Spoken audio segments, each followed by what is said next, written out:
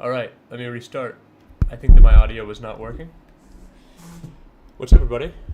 Welcome to the PokerCoaching Invitational. We are going to be playing a $1 tournament with $1,000 added on top to the prize pool to juice it up a bit.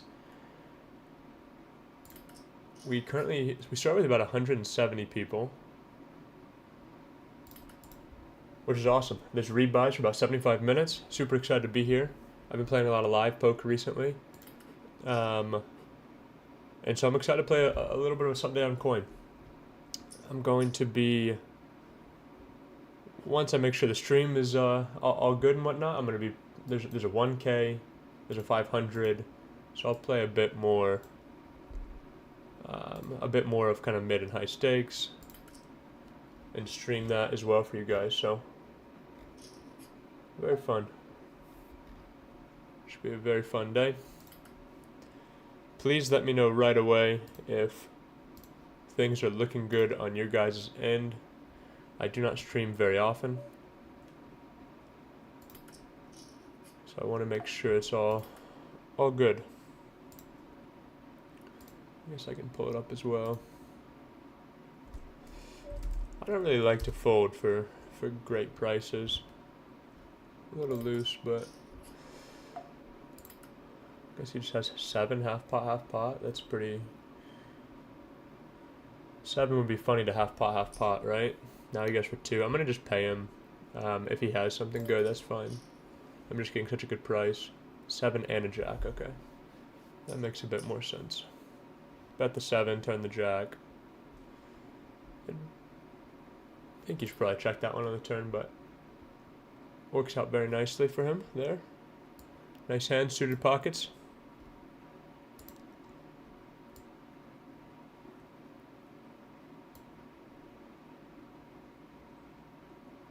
And like always, please ask me any questions about MTTs, poker, anything I can help you guys with. I'm here for at least a few hours, so it'll help me help you. You know, anything you guys want to know about tournaments or things I can kind of rant on. I'm super happy to answer any questions and help any students out there. Nice, up to 176. So with 176 for a $1 tournament with 1,000 added, it's 1176 prize pool. So we're playing for over $200 for first, which is pretty cool for a $1 tournament. I'm sure it will keep growing in the prize pool.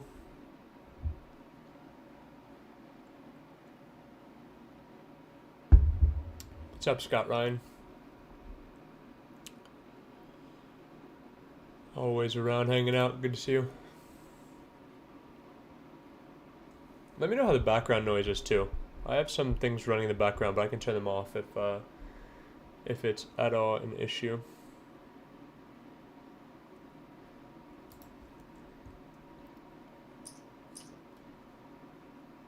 Fold this one.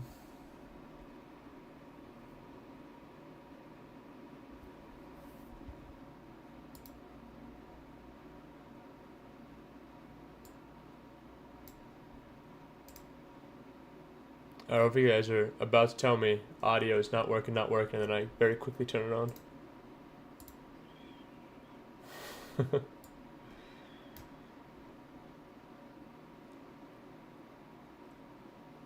I hope everything is working properly. Alright, so it looks like we're starting with 10,000 chips. I lost a couple to suited.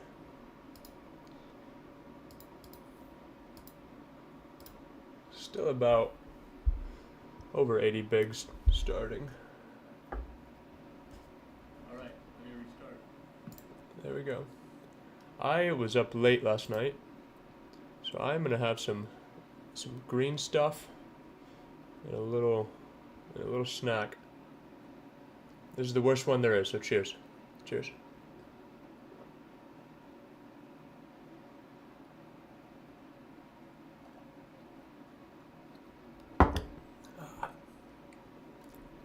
Not too bad. Alright, once we get the okays from people, I'll hop in this 1K. Looks like There's a 500 main event that starts in a little bit. That's always a great tournament on Sundays. There's a 1K with 73 entries already started. Maybe we should look at this 5K. I'm just not playing all that much on this site. Tournaments at least. Just not playing that much online at all. But I mean, this is a pretty sweet Sunday schedule. Looks like good 1K, good 500. There's a $200 Sunday special, 60K. I'll play that one for sure. There's a 5K. We'll keep that kind of on the radar. I don't have quite enough in my account to fire all that, but I can always add more. If it ends up getting big, I'll probably fire the 5K. If we have stacks and other stuff, maybe I'll just max it. Max is in 200 minutes, so we got plenty of time. Sometimes online I just want to max a lot of tournaments. Obviously playing from the start it's highest EV, but in terms of time spent it's kind of nice just to fire a ton at max state reg and just try to build something and go play an FT. Go play some deep stacks or deep in the tournament strategies that sometimes are most beneficial to practice, I would say, live. Okay. Looks like the sound is good. Sweet. I'm going to post and even say we're live. Probably should have done that before, but here we are. And let me know what you guys are up to. What are you guys playing? Who all is in this tournament? Give me some screen names. I can track a little bit. See how you guys are doing.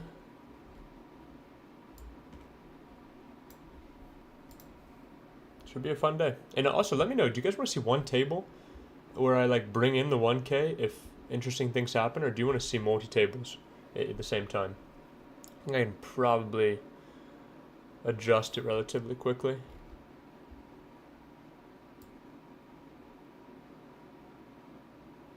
Okay, we have a question.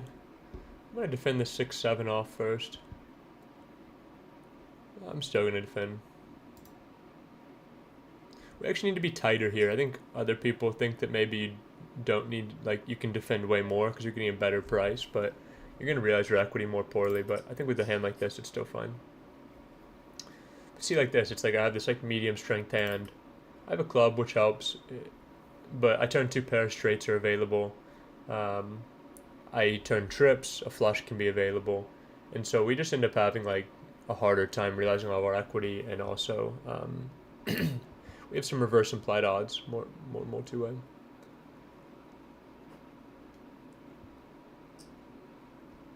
Now I have a pretty interesting decision here. I could actually just raise this one. I get some clearance from overcards. I'm gonna go with the overcall though.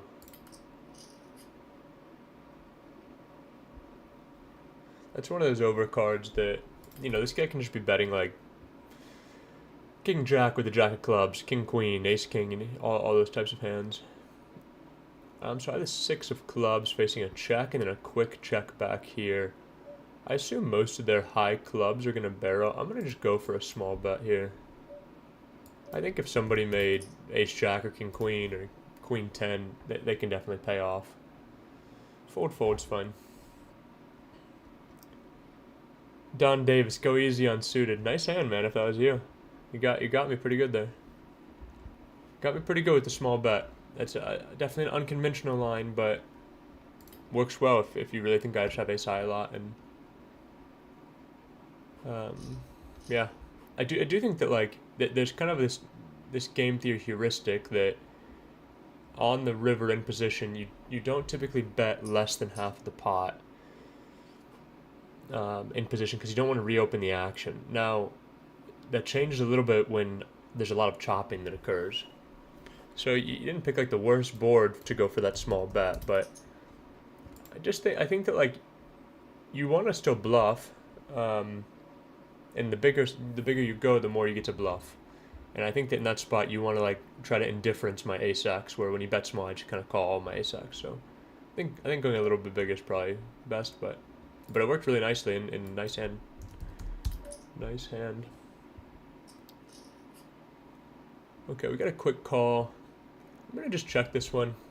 I think at this kind of SPR, just put a 6 in my hand, put a 4 in my hand.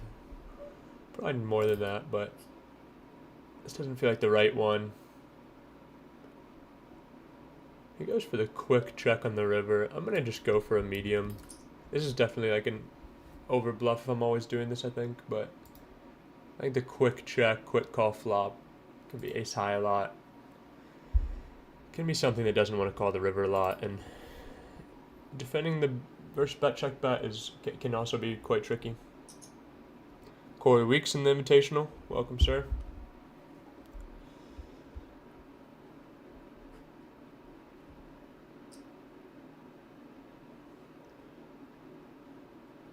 Now that we are live, let me post something really quick. Get people this link.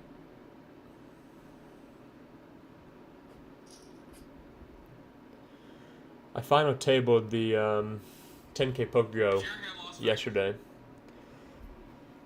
So that was a fun one. Played a lot of very fun hands. Did my best. Got third for about 118,000. So it was definitely a good day. Always want to win those, especially when you have a lot of chips, but very happy overall. But when those happen, you get in the mood, you want to review quick, you want to go through the hands, take notes on opponents, etc. So had a very late night kind of reviewing and going through that with a couple friends. And now I'm thrilled to get to play a little online.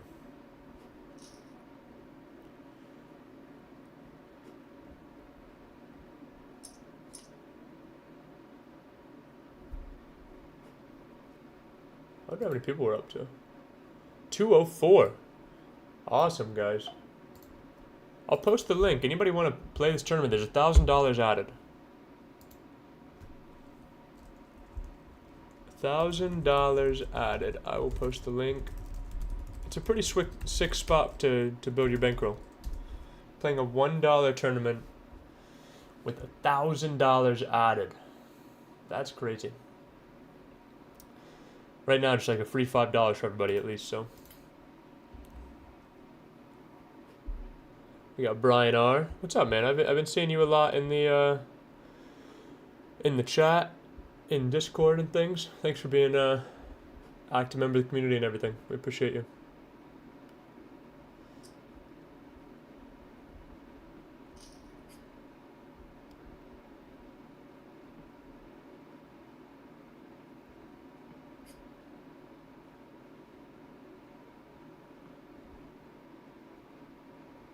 Got Max Solo, Frank Grimes.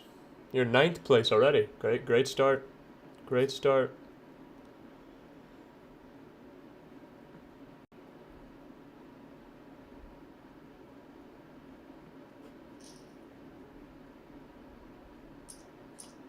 I'm gonna fold this one. Alright, posts are live. Stream is live. I'm gonna register some tournaments, and we will get this games moving.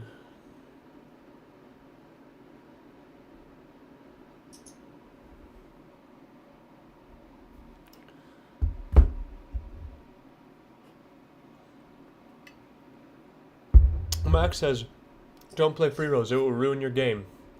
Well, it's a $1 tournament, and it's with the poker coaching community. So it's with a bunch of people that are trying to improve their game, work on their game, study, get better. So I think that this one's a bit different than your average free roll, but there's a lot of free added money, which is sweet. All right, we're going to be playing this 1K. Give me a fun tournament. Nice little 1K. It'll get over 100 people. So I'm going to reg that now. I'll put it on the side. We got Michael Burke in there. Poker Mama. Some names I recognize. 6-7 went pretty well for us last time. So let's try it again.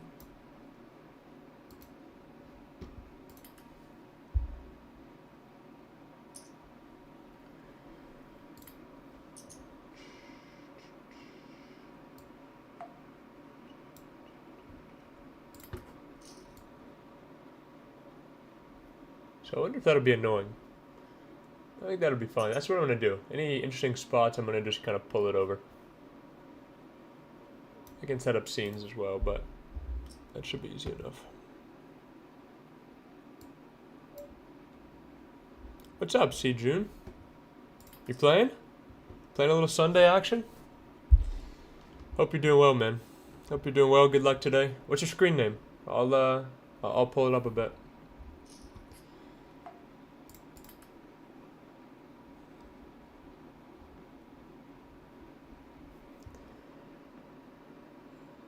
Got some friends in there. Got some students in there. 213 people right now, guys. You can get in for $1.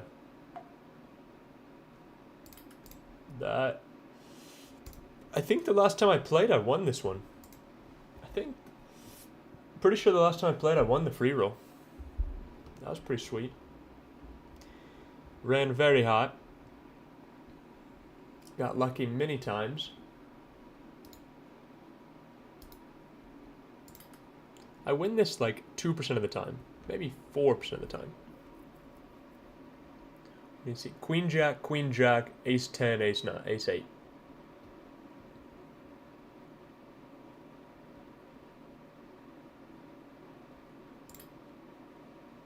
I don't think I want to bluff a hand like this. I think too much connectivity on the river and we're four ways. I'm going to just fold that.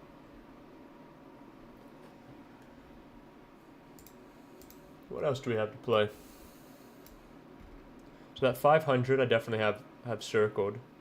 But there's a Sunday special 200. I really like the sound of that. 260K. I'm going to hop in that one. I assume it's kind of shallow, because it's a little bit deeper into the tournament, but... Oh, 50 bigs. Let's go. You can 3-better call here. I'm going to just call. Play my button in position.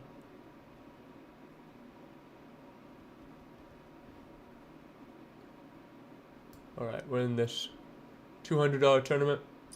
Let's run something up today. Let's run something up and have a bit of fun.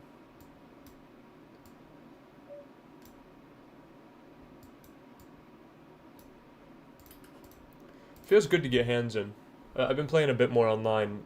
Live poker is amazing, and I've been really loving it, and that's still my main focus, but sometimes it just feels good to just play a bunch of hands and get some data on it, review, have a good process with things. So I've definitely been playing more online, more on coin, kind of all game types, honestly.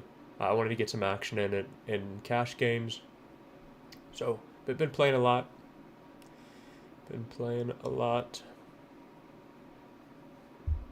We have Michael Burke all in here versus Poker Mama. Looks like an under the gun versus button spot. He gets the fold.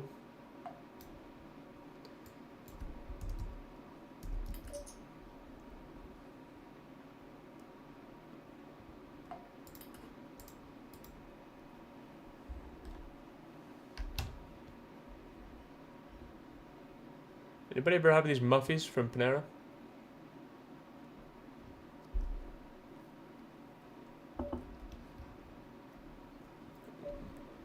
They are delicious.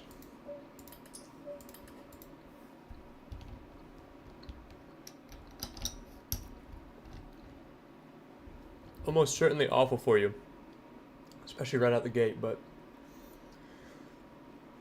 we start with the green juice, so I mean it's like it's got to be at least a little helpful. I have a spade in my hand. We're playing a 2.5. And just go for 7.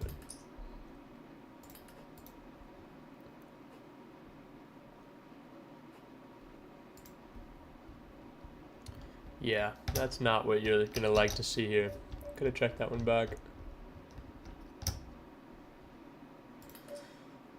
In my experience, this is not really a bluff, the snap min raise. I'm gonna make him jam now. Don't want to fold quite yet with top pair. He could still have some stuff to try to freeze me.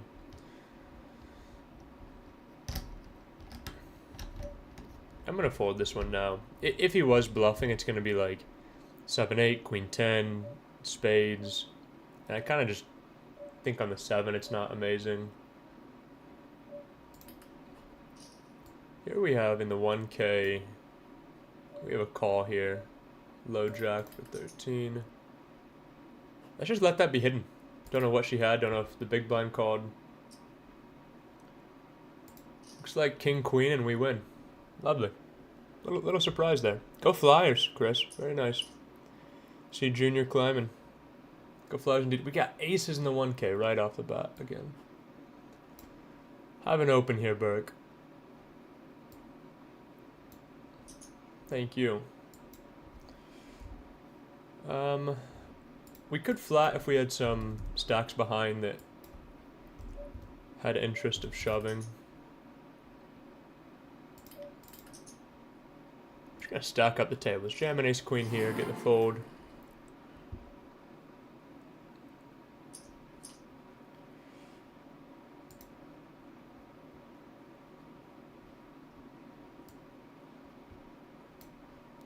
Have a jam here, Burke.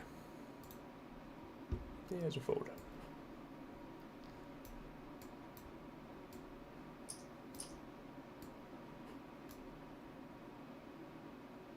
Alright, so great start in the 1K.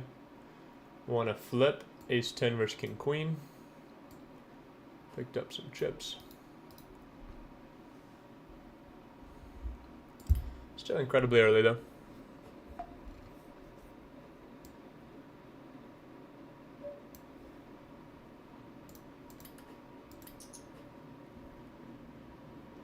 Okay, what are some advice I can give for a cash game player to get out of 25.50 NL on ACR?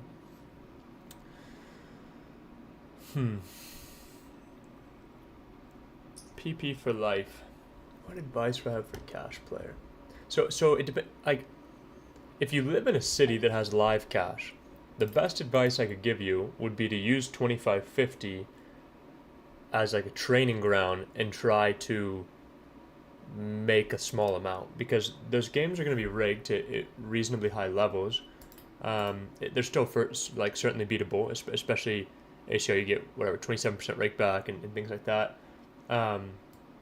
So it's definitely beatable. So work on your game very hard there, but it's not going to be some crazy moneymaker. And so like if you can like work and grind and get a lot of hours in at that kind of stake and show some sort of win rate, and then go play like some small stakes cash live where your win rate is astronomical, that would kind of be my advice, would be to try to focus more on that. Now, getting out of 25 cent, 50 cent isn't even, you know, it's like that game isn't a crazy, like the jump between 50 NL and 100 NL, it isn't that big. Especially on like weekends and when the pools are big and things like that. So I think that from a skill perspective, it's not like this huge gap to move up to the next stake. What should we do here? Just check. Feels kind of tight. Feels a bit tight.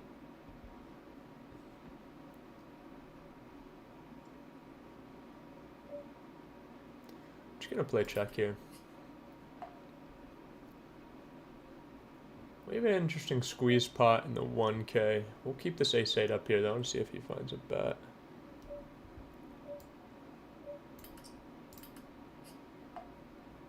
We flop top pair and a squeezed pot over here. This is going to be an interesting one. I'll let this one finish. I just play check check. We just win. Just has king something. 7. Maybe I should bet. I think I can probably just play raise.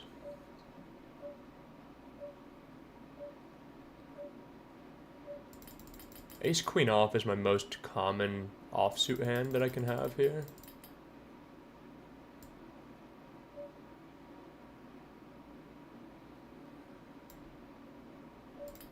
I'm gonna scroll to 14. Just call here.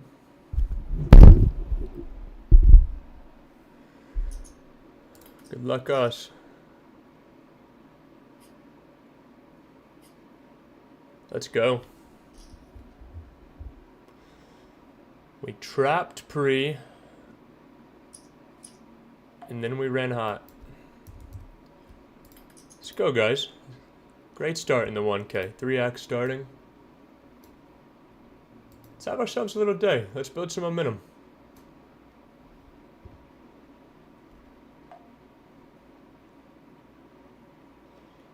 Albert Zoo, what do you think so which tournament are you referring to, Albert?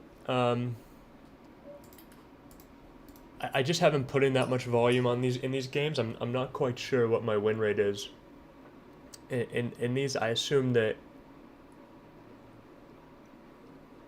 I assume I'm probably beating the 1K for 5 to 10% at least. I'd be willing to bet on myself at more, but I mean I think it's better to be a little nittier on like overall in terms of what I think win rates are. So we have a super deep stack spot in the 1K now. I'm gonna just go with a big bet here. This is very interesting here because we have a raise from the hijack off of over 80 and then a 15 big blind jam. Can I just jam? Yeah. So I'm gonna play call here. Oh wow, this guy trapped me. Nice hand, super black. We're all in with the queens versus kings. We're gonna need a 1 queen. Alright, that's fine. We lost a little back. Standard hand. Maybe.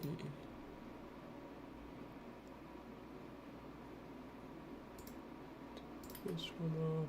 We rebought in the $1, which is wonderful.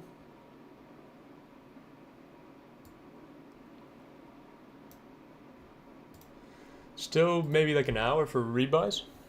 40 minutes for rebuys. 244 entries. That's pretty sick, guys. Gonna be a big tournament. Gonna be a big tournament, big prize pool. Josh Jones, loved your poker performance. Some sick bluffs, unlucky on the end.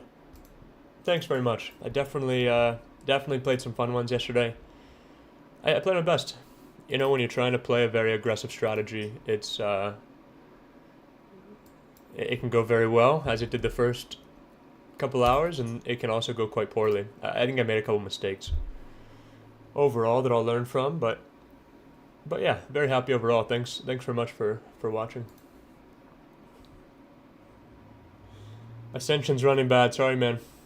Just keep grinding. Keep grinding. I should really go bigger here. This is a little bit lazy of me.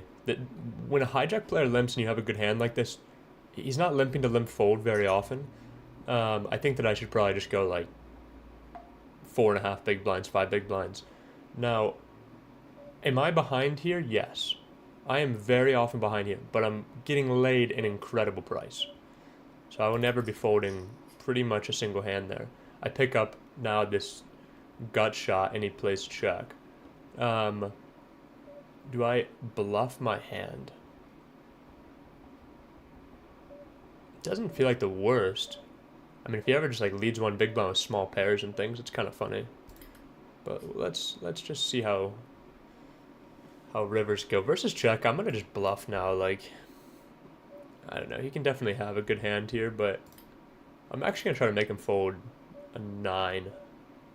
So how much do I need to bet to make him fold a 9? I'm gonna just pot it.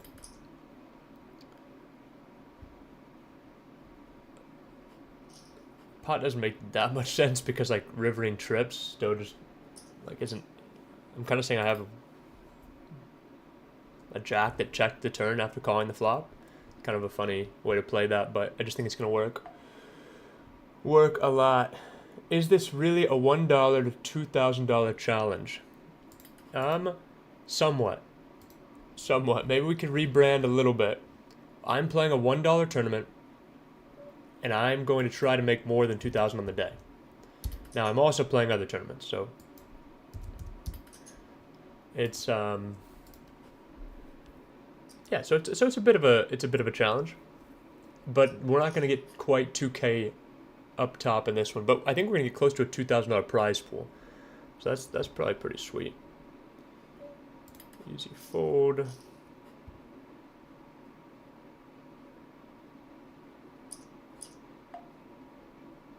I'm playing an L Linus Lollinger over here. I assume that can't possibly be Linus.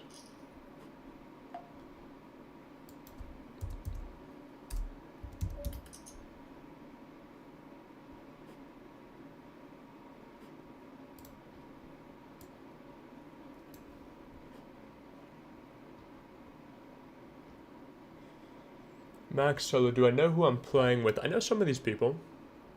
You know, a lot of the guys are saying their screen names. We got Chris Jr. in there. We probably have Scott Ryan, Brian R. So I know a lot of the people in here. But I mean, to join here, you kind of have to be like a watcher of this channel or a member of Poker Coaching. So it's a bit more of a curated group than just like a random $1 tournament. Hopefully God's Big Toe's in there. I'm going to just call. We have a lead.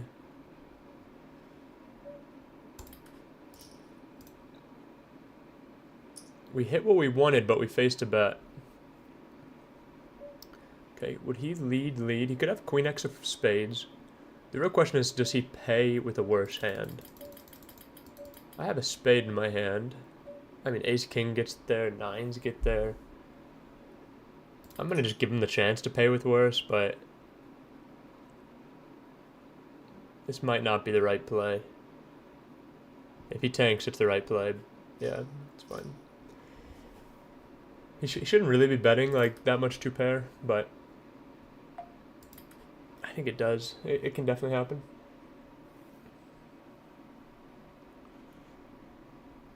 Danny, I apologize if I missed your question. Please re-ask it. I'm trying to do a lot right here, and I am not definitely not a professional streamer, so doing my best. But if you ask it again, I'll make sure I get to it. I can scroll up too and try to find it in a minute.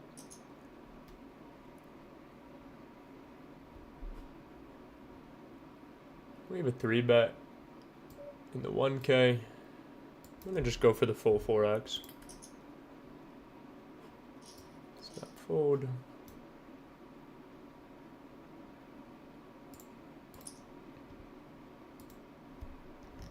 You know what? Maybe this is the real Linus in the $200 special. Might be battling one of the best cash game players that there is. It's possible. It's possible. I'm going to fold this one. I have King Queen over here. I'm going to just call off. Oh no, shoot. I should probably just jam. Darn it. Okay. Yeah, I should have just jammed that. But here we are. I'm going to just bet big.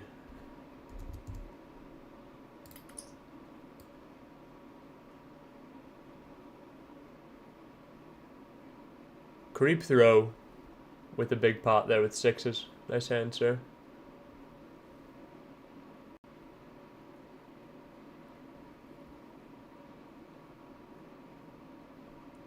Trying Hades in the tank here. Fold. Okay, Albert, what are my ROIs in this $1 tournament? Oof. I have no sample of that. So I'd have a hard time guessing. That's just 3-bet. Ah, yeah. I think this hand can go either way, kind of 65 bigs versus the hijack. A little smaller ante. Yeah, Max, so you need crypto to deposit on coin. All of these games are in USDT. I always just go to an exchange like Coinbase and get crypto and then send it over to coin. I think you can still make an account and grind free rolls without depositing probably. Try to run it up, but yeah, to deposit I think you're going to need to either P2P, which is player-to-player transfer, or deposit crypto.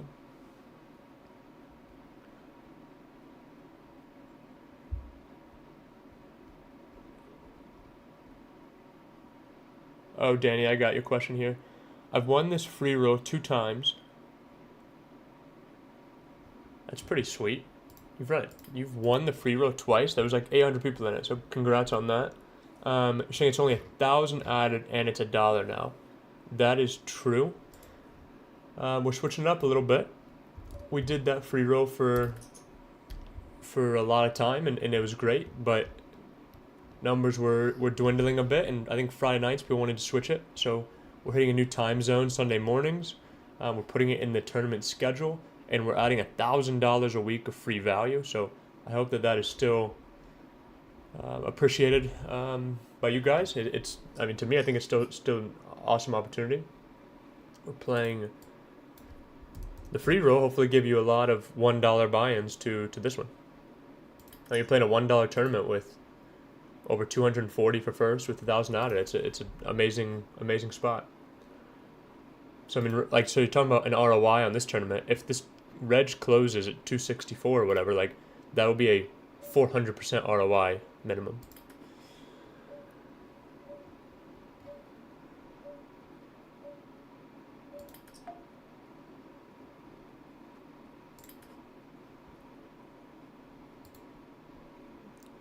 So pretty sweet value. Yeah, but I don't know what my $1 like in a non-money added ROI would be there. Let's just overlimp this one. We're looking for a 10 here. I'm gonna just play check back. I have clubs, which is interesting. We get the 4. If it goes check check, I can win sometimes. We played bet small, small raise call on the flop, check check on the turn, and now we're facing this block size. I think I just have to call. I beat 7-8. I beat 7-10. Some of those are gonna bluff though.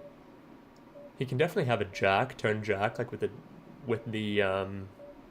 but I'm gonna pay this one. I don't really feel the need to bluff. 6-7. Ouch. 6-7 check raise block river. Gonna have to look at that one. You got me pretty good, so well played, I guess.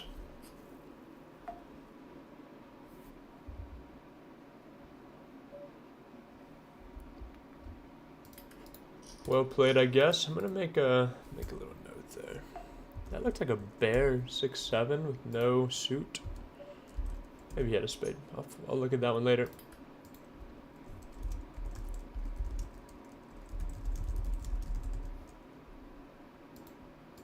Yeah, weird spot though. I have a lot of middle pair and jack, pocket pairs.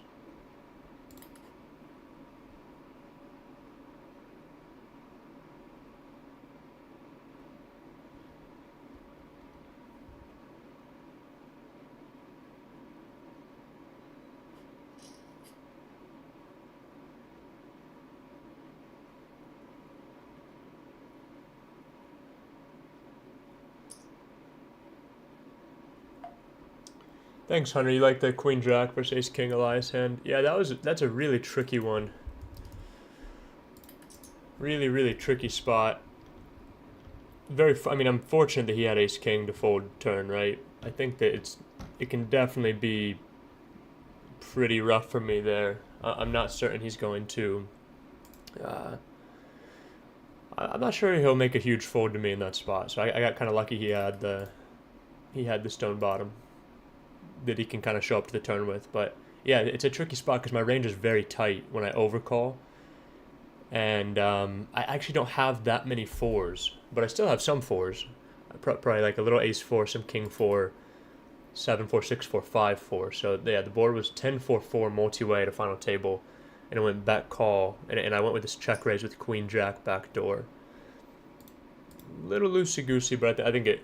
I mean, it worked amazing in game, obviously, but it works amazing in game, and you look like an idiot when he has just aces there. So.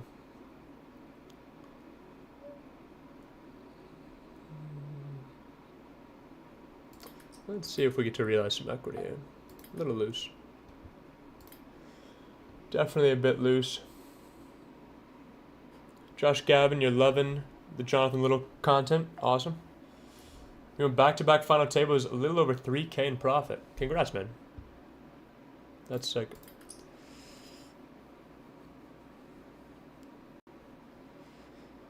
So we reverse floated, and now we're probably bluffing too much with this one, but I just do have a 6 and 3 quite a bit. So we're going to do it.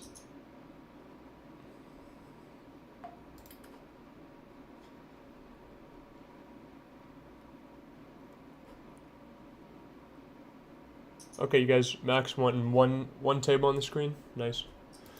That sounds good. We're gonna leave it like this. I'll keep popping it over when I get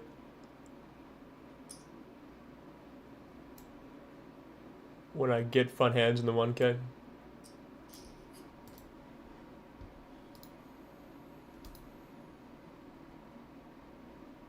Or the 200. 500 probably starts soon. Scott Ryan just got CoinPokered. That'll happen, my friend. That will happen.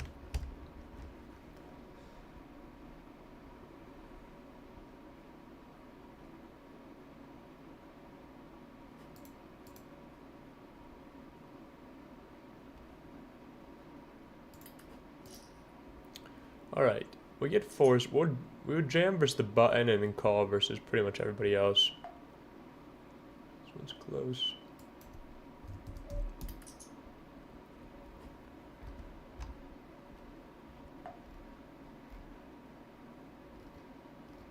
Easy call versus this player. Pairs are amazing in these spots. You get to flop sets just like that. You get to turn sets as well, guys. I think in general, we're generating a pretty big auto fold. I'm going to just size it. I'm going to just tell him exactly what I have.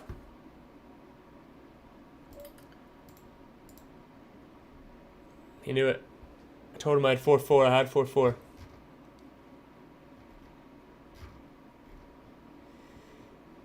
Yeah, just gotta keep putting in volume, Scott. It happens to everybody all the time. That's the tough thing about poker.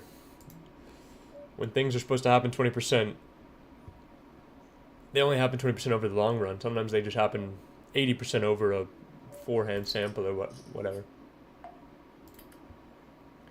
Just gotta keep putting in volume. Focus on what you can control.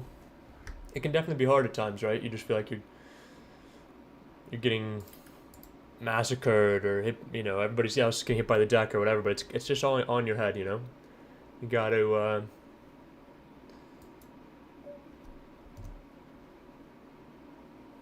separate. So this was raise call, check bet call. I'm going with 4 here. I think that just targets his like pocket 4s through 8s pretty nicely. I don't expect him to fold an ace ever. And I think that my range is kind of like this, yeah.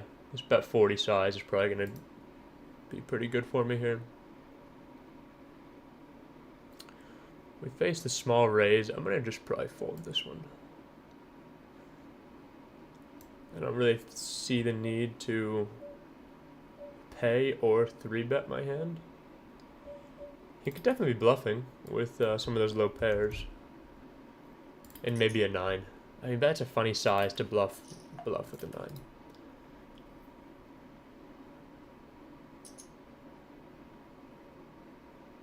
Kevin Derrick, I just got caught a fish on the free roll. Check the Discord general chat. Man, don't worry about that kind of stuff.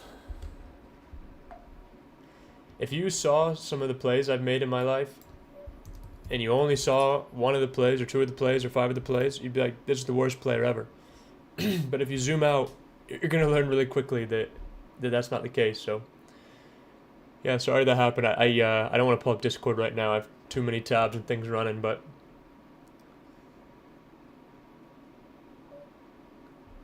And I am sorry that happened, but I think that don't worry too much. You probably just stacked somebody, honestly. Right? Like you probably just made a really good hand against somebody and they weren't happy losing. Felt they needed to take it out on you a bit.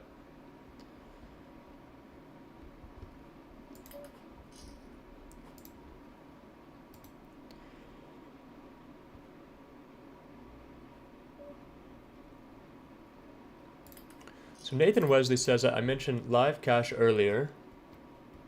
Is it really that soft? Yes. Yeah, it is. I think that if I had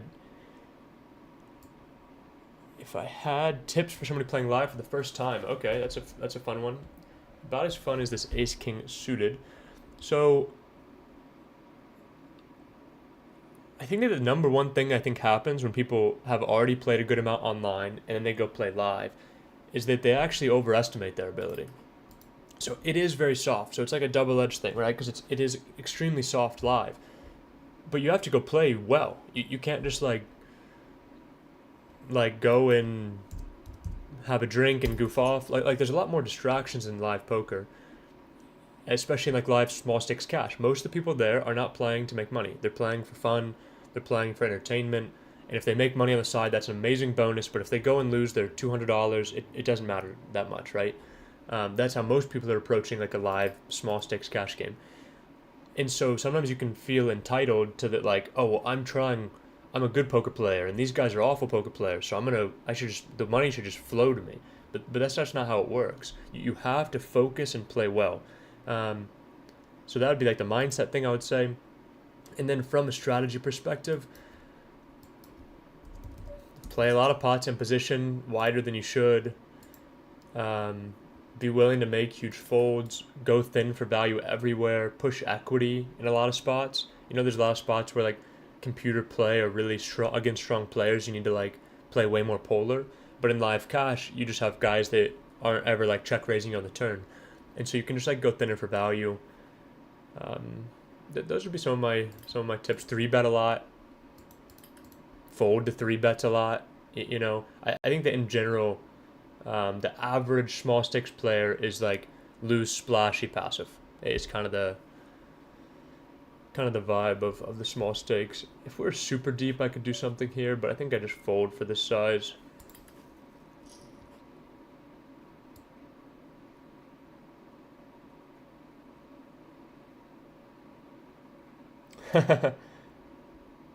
Faraday says, I prefer this left seat. He likes this right one. This right one's fine too. But both are great for me. I don't like being on the top. I want to be somewhere on the bottom. So either of these two are fine with me. We have 10s in the 1K. Into a bunch of short stacks. And one deep stack. Picasso 98. Everybody just folds. I was hoping for a nice little all-in I would have shown you guys. London, when the free roll ain't free. Look, guys, we ran the free roll for many months. It is now called the $1 Poker Coaching Invitational. So it is no longer a free roll. It is now an invitational tournament. With $1,000 added. That is 1,000 buy-ins to this tournament added. I would have done a lot in my career. You know, a lot of things early in my career to be playing a $1 tournament with $1,000 added, trying to build a bankroll in the very beginning.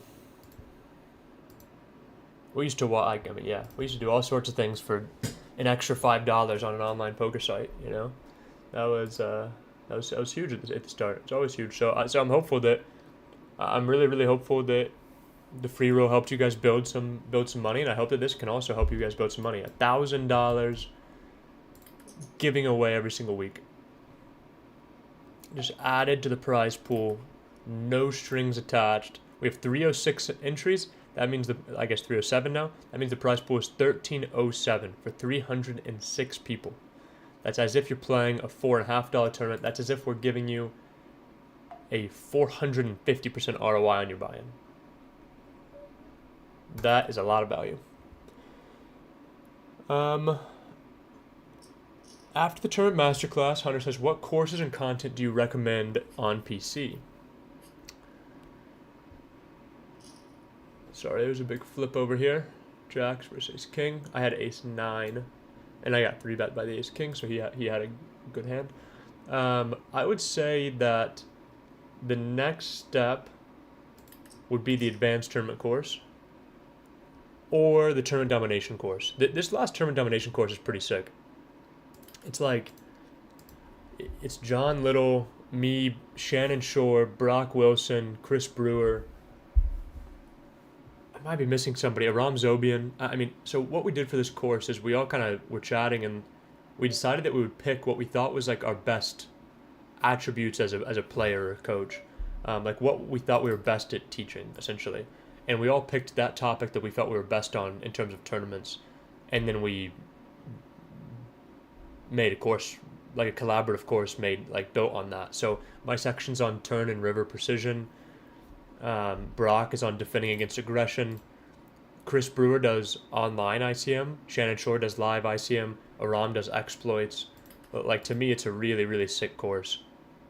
A lot of amazing feedback as well. So I would say advanced tournament course is amazing, and tournament domination is also amazing. Those are I would say our two advanced tournament pieces of content that kind of live above the tournament masterclass. So those would be my recommendations. How long is your delay? A lot of minutes. Not sure exactly, but plenty long. How many tournaments do you think is a good sample size for determining ROI? So it depends on the size of the field, the payout structure.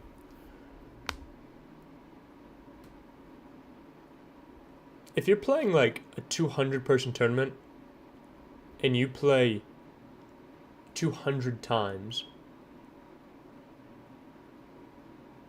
you're probably still supposed to lose even if you have a 10% ROI. Like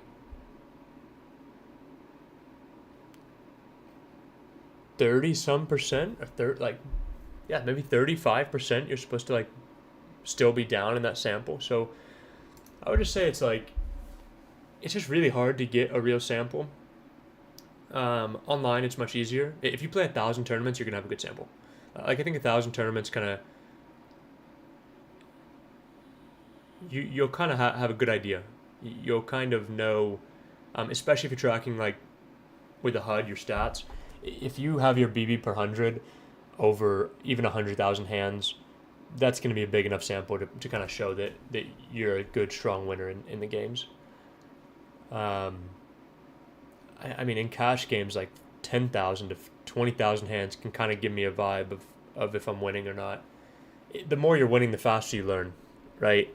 Like, if you play 20,000 hands and you're just, like, crushing it and you feel really good about your game and all that stuff, and your BB per 100 is, like, 8 big blinds, like, you're going to be probably winning in the games. Now, for tournaments, BB per 100 is a little bit iffy. It doesn't tell the whole picture because you have ICM considerations. So you can be an amazing poker player and awful at playing final tables, and it can really affect your ROI because that's when you're playing the highest stakes. So you see these guys that have, like, a small BB per 100, but they're awesome poker players and they're massive ROI winners.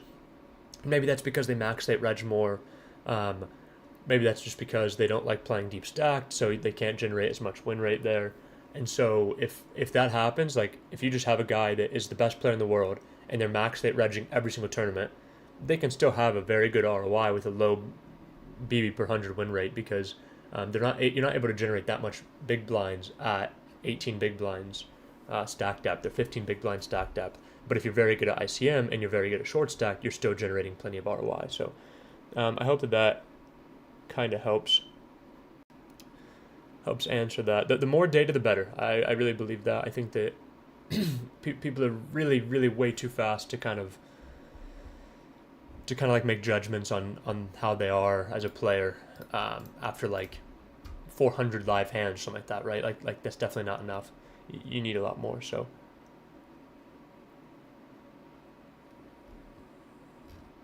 do I still play on ACR? I've actually been playing.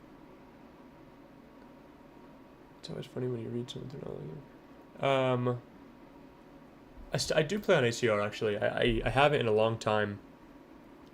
I hadn't in probably years, honestly, but I played a lot in 2018 to 2021, and then I kind of hopped back in a little bit, played the Venom, built a stack, had some fun, went deep in like a 1K there, so I'm playing a bit more, mostly just for practice and trying to stay as sharp as possible for live. But after the holiday season, you just want to play a lot of hands. I hadn't played a live final table in quite some time, but I didn't play that many tournaments in Q4. So Bahamas, there was not that big of a schedule in terms of volume.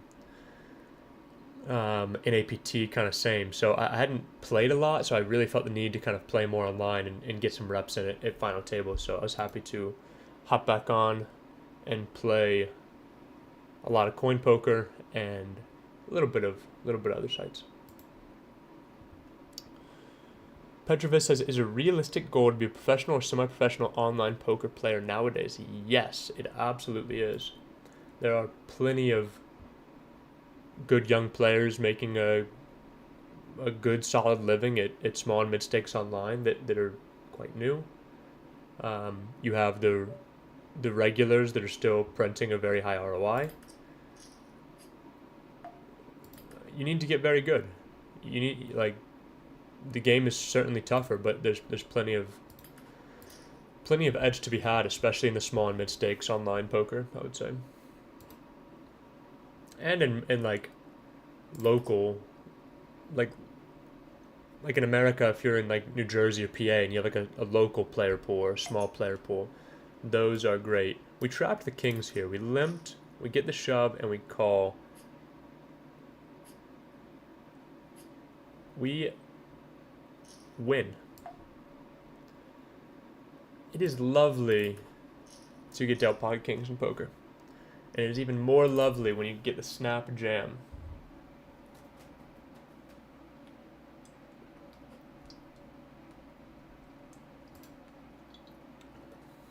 So there's actually only 18 more minutes of late reg in this 200.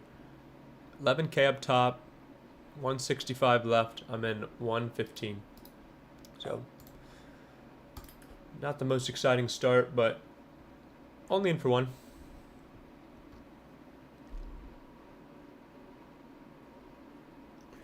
Pedro says you live in Australia and you're giving semi-professional poker a shot. Yeah, I mean, that's exactly how I would do it.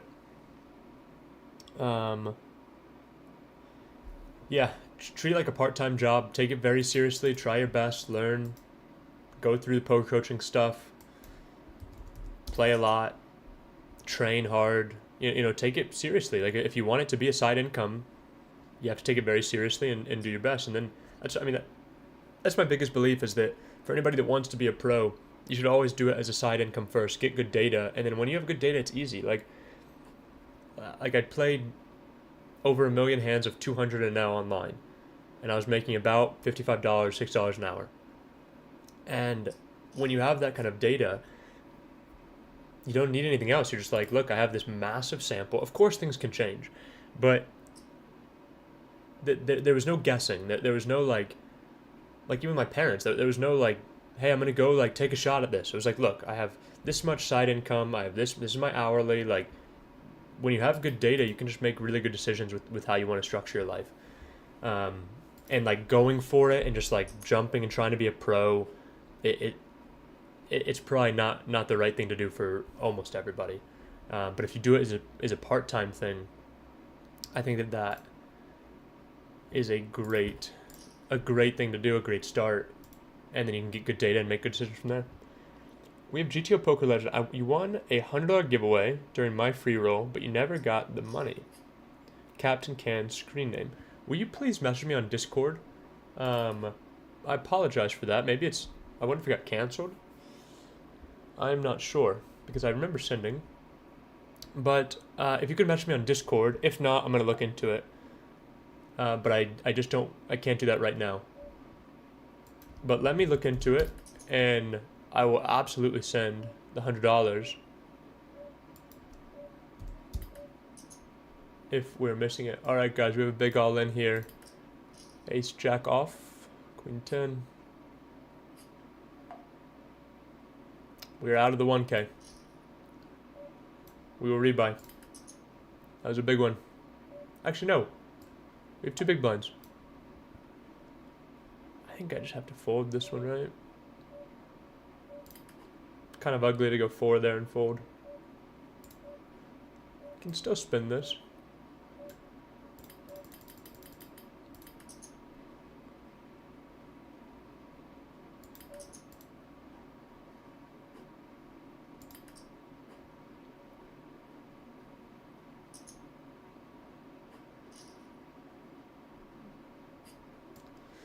Rivered, ace 2 to ace queen. Come on. Just kidding, just kidding. This is normal. This is normal. See, we can't worry about it. I'm going to rebuy immediately in the 1K. We went from 1 stack to 3 stacks to out, and that is also just poker. Beautiful game. Beautiful game. Pocket jacks, beautiful hand.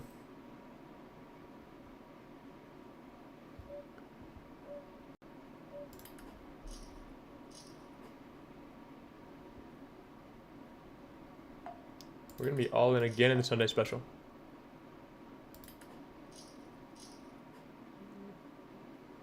I think we lost. Alright, we'll rebuy again. We will just continue going.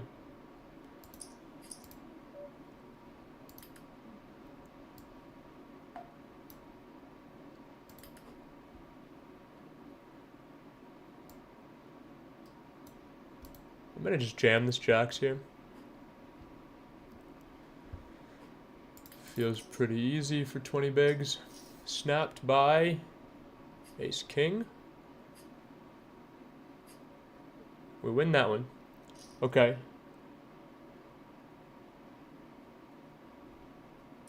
Very nice.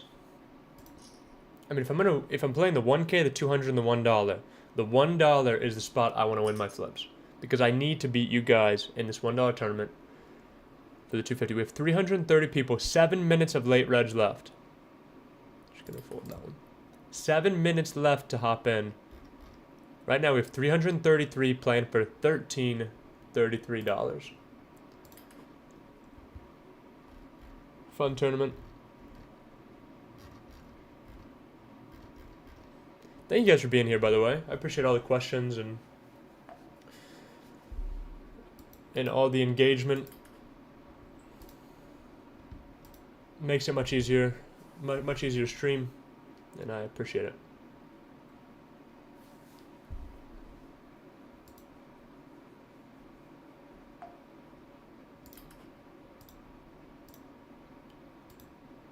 Okay, so we only have 6 minutes left of reg in the 1K.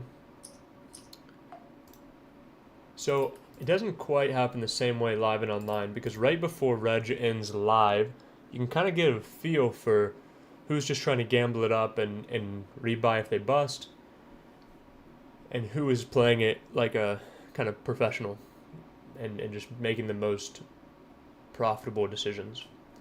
Online, it's a bit tougher.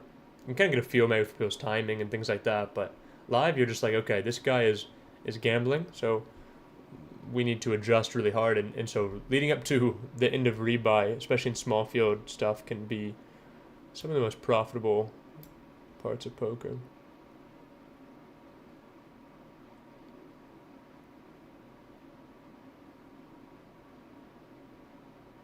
Yeah, Josh, I love that. Yeah, it's like if you're going to spend a lot of time playing poker, you might as well do your best. Take a lot of notes and take it seriously. Even if it's part-time, I think that's great.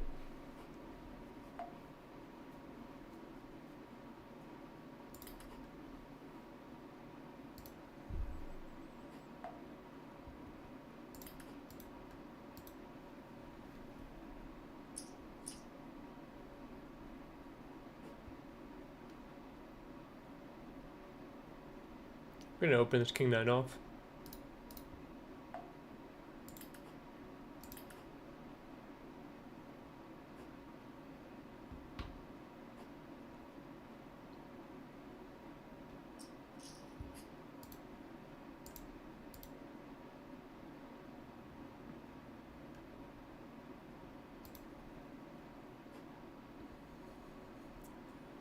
I'm gonna just fold this one.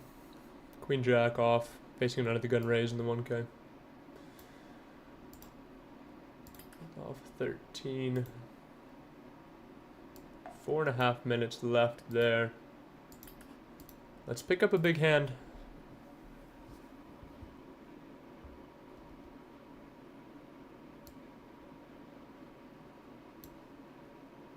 It says how many hours should we be putting in as a part-timer. I mean, that's just whatever you feel is best, right? I mean, you can have a part-time job that you spend 40 hours a week grinding on, and you can have a part-time job spending 5 hours a week. So I think it just depends what's best for your life and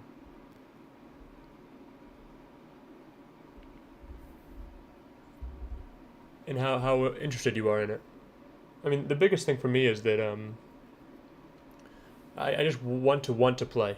You know, it's not a fun feeling like not wanting to play and like peeling cards, right? It's really hard to play your best if you don't really want to be there. So I think that yeah, wanting to play and wanting to be there is an important part of poker. And if you're in the mood to play a lot and you're really enjoying it, then play a ton, you know.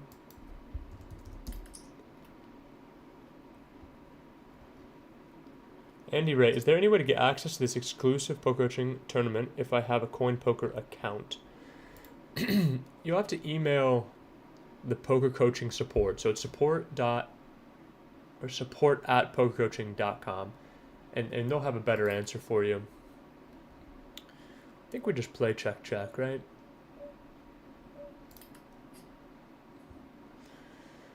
So he can still just have deuces 5s through 8s. He has queen 10, 10-8 suited. And I don't expect him to... Okay. I'm gonna just... I mean, I always have the best hand here, right? This is a bit too thin, but... Let's see if he'll just pay queen jack, jack 10.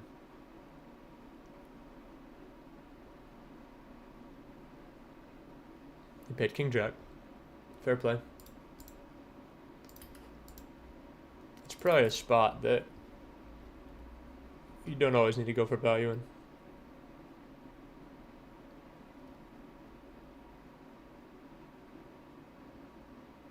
Ascension lost ace queen to ace queen.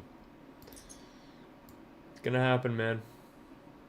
It's gonna happen, unfortunately. You're also gonna win it just as often. Today was not your day. Sorry about that. Okay, we flop top pair here. We're playing less than a 3-to-1 SPR. Facing half pot. No need to raise here in position. He's just gonna jam some stuff. He goes small. Same thing, no need to jam. It goes poorly if he just has like some hearts that choose that size, but I just don't see that happening that often. Where's the jam? I mean, I lose here sometimes, but my hand's very, very good. Alright, fair play. He raised the 4-5 off of 18, whatever. We are back in the 200.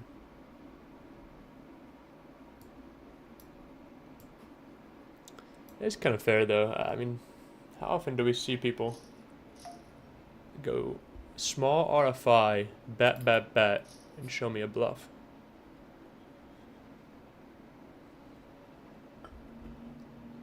Not all that much.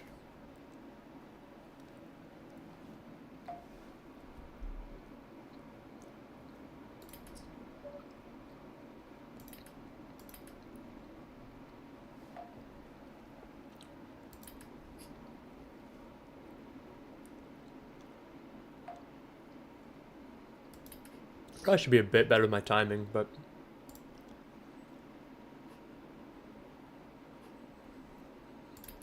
if you're just like snap acting in different spots, it can definitely get you into some trouble online. You need to be sharp against people that are paying attention.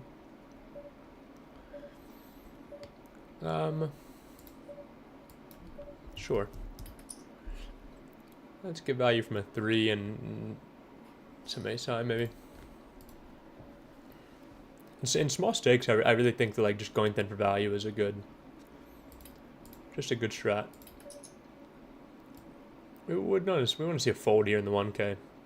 Jamming blind on blind. And if it calls, you want to see ace 10, but we just want to see a fold. Very good. We're 11.7 bigs on the button. Blinds move up. I think that's the end of late reg.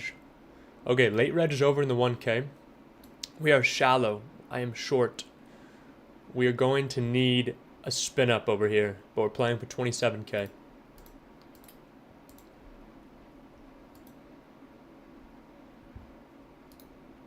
$27,000. Let's see if it can be done. 10 bigs to 27K. Can it be done? We'll see.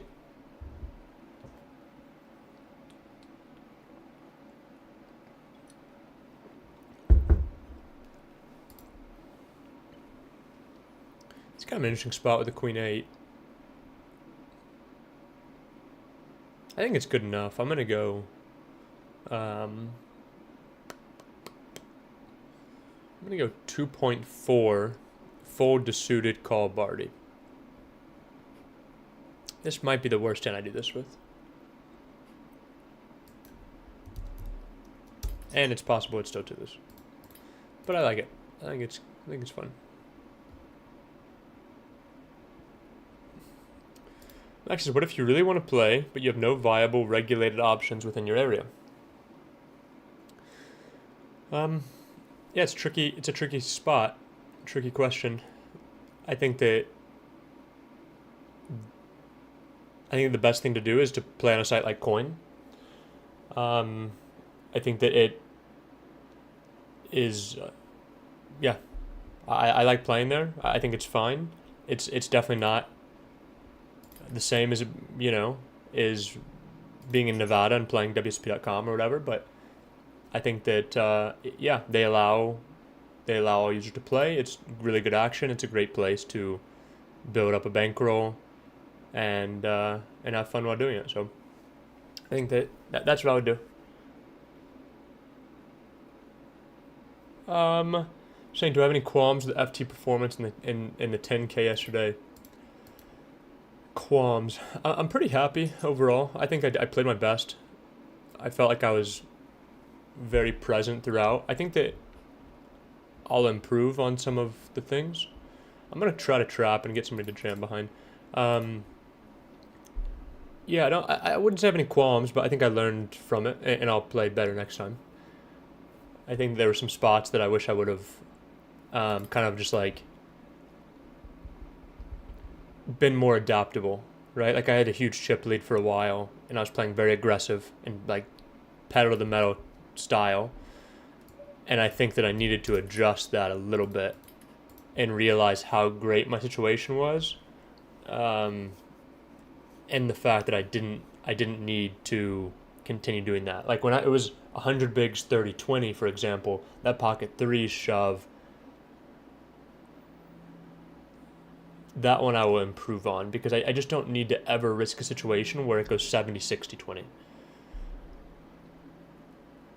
I always have this guy beat, right? I mean, can he even have a 6? He can have... he can have me beat, but he has ace, queen, ace, jack a lot. Alright, so my trap didn't quite work, because I wanted queens to get put in by Barty, and then this guy to think my range was weak and put it, so... But yeah, I mean, I'm never too I think it's really unwise to like be too hard on myself in that spot. I think immediately I'm going to be really hard on myself for some of the hands I played that I didn't like, but I think that a lot of the concepts that I was using for those hands were reasonable, and I was pretty happy with the way I played overall in the tournament. So, yeah, I feel pretty happy with it. The fours was a bit out of line, but the idea is there. I should just have like a super tight range on that ace 9-6. If I play pure check, he shouldn't bet very much, but he had top two, so yeah, I don't know if that answers your question. So no qualms, but clear improvements to make for the next time I have that situation, which always happens way faster than we ever think. Just busted this this 200. Can I get back in? Oh, I'm still in. I'm still in with one big. Oh my god, I have one big. Can I forfeit my stack? Oh my gosh, there's 20 seconds left to reg. No! I need a button to like auto rebuy it. Please hurry up, people. We have 10 seconds, I'm dead. I'm dead to max it. Should have played a little faster. No, it's running out. Oh my god, I flop trips, okay. So I can't, I couldn't rebut anyway. And now I have 4.5 bigs, which is probably like half a starting stack, so I'd rather that. That's still over $100 of equity. And I don't think my max height reg bullet is going to beat that in my expected value.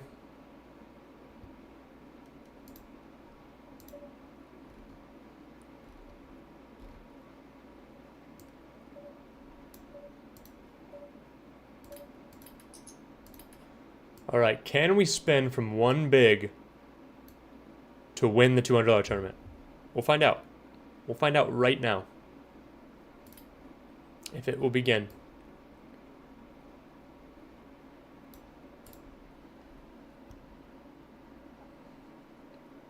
King, queen, king, eight, ace.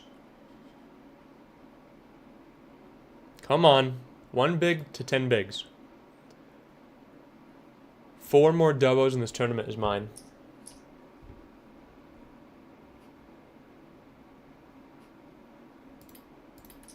Four more doubles in this tournament is mine. Easy fold here. I'm going to shove this, but it's very loose. We took a very loose shove. Oof, we got called. Very loose shove. And we're out. That's what you get. Punished. 9.9 from the hijack. Too loose. Can't play all loosey-goosey. Alright, we have the 1K. We have the $1. I think that reg is probably closed too. Alright, we finished with 352 entries. That's pretty sweet. 250 to the winner, 62 places paid. I'm 20th of 153. Can we go back to back in these tournaments? Unlikely. Unlikely, but definitely possible. We have 10 bigs in the 1K we want to spin, and I'm going to register the 500 Sunday main event. That feels like an awesome tournament. 60K, 75K guaranteed. That's going to be a sick tournament. I reg with 170 big blinds, which I enjoy.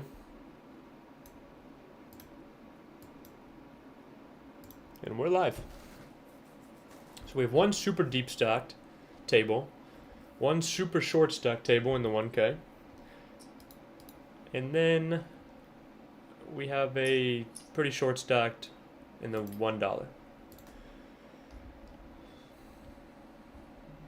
I'm seeing some names in this 500 that I recognize. It's a bit tough because my name's Saliba too, so I think that most people know that it's me. But like Vom Togelsang, I don't think it's Tom Vogelsang, but it's got to be some pro. Probably. So, all right, here we go. In the 1K. Easy call, ace-9 off. Show me ace-4, ace-3. Whew! Sweaty one. Sweaty one and a big double in the 1K. Let's go. Can we find a few more of those?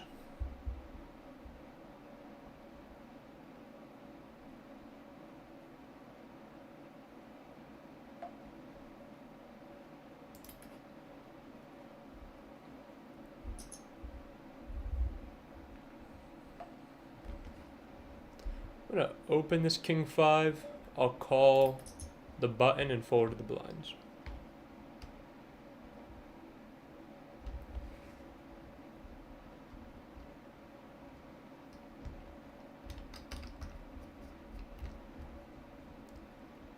Yeah, Max says he really liked the 9-7 bluff, but he loves the end still. Nice run. I feel like the ace-3 and king-4 was rough. Yeah, it's tricky. The ace-3 I actually think is still good. No, not GG suited. I was about to say GG. Nice hand, sir. He's still alive in the $1. Still alive in the $1. Yeah, the ace-3 I still think is good. When somebody opens off of a really short stack on the button, these hands do really well to rejam. Now, could I have gotten the vibe that he was really tight there? Like, possibly. But Blazer, as they call him, was pretty aggressive, I think. Like, he 3-bet jammed him with king-9 off. Small blind versus button for like 18. And he had some other plays that showed aggression. So I think the ace-3 I'm okay with. The pocket 3s is the big one I think that I think I'll improve on. And the king-4 actually too it's close. The idea is there. It's like when you're facing an RFI from a covering stack, even though I was like clear shortest or playing closer to chips, these like high-low cards often do pretty good to jam. Now, he shouldn't have ace-jack off very much. He should just jam that. So it becomes bad when he goes a lot thinner for value and I'm being a little overly aggressive, right? So it's like that kind of push and pull from that. So I'm with you that I would have liked to myself just call the king-4 suited. I'm okay with the ace-3. I think that it would have been tough for me to like have a reason to not take that spot. I think it's just a good jam. Really good property to jam. He never has a 3 in his hand that raise folds, and the ace is blocking his most common value hand there when he opens off 11, which is aces.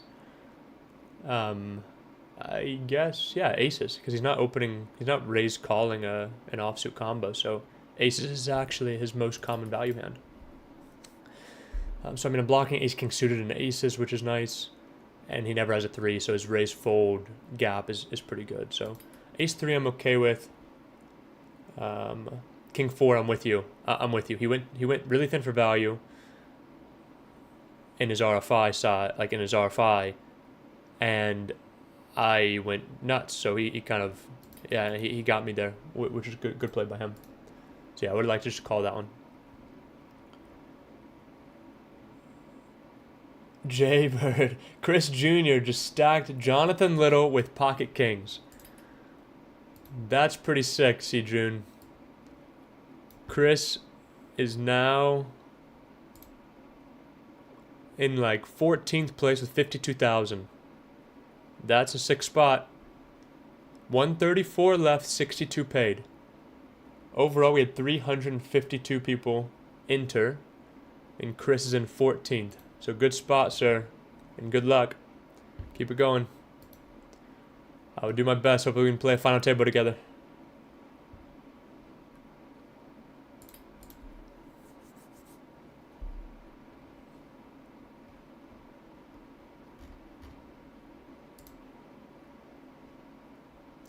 All right, king 5 suited, blind versus blind in this spot. I'll just check it back or call a raise. I don't need to be that polar here, yet we have 35 bigs, but I think that this hand's mostly just going to be a check back. I'll raise like maybe king 8 suited.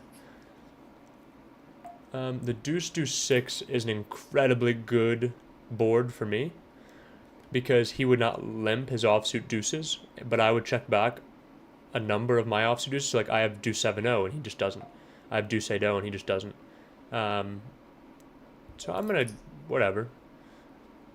Great board for me. I'm going to bet at a reasonable frequency. Clean up equity is fine. My hand is mediocre to bet. It can definitely just check. But back to a flush draw, back to a straight draw, king high. A lot of good things can come.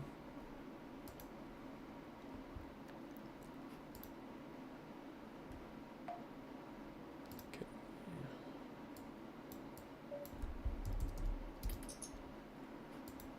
All right, we have 17 bigs facing a raise from the cutoff in the 1K. I'm gonna auto fold this one and scroll this over. We're going to just play a pure call here with the 8-6 suited. Okay. Now this spot can be tricky. Because we can definitely just check raise right away. And we can also check call to check jam the turn. With this type of hand. I think I'm going to just... No, I'm going to call... Because he shouldn't barrel like queen high of hearts here, which is pretty beneficial to me. This is pretty scary to check jam.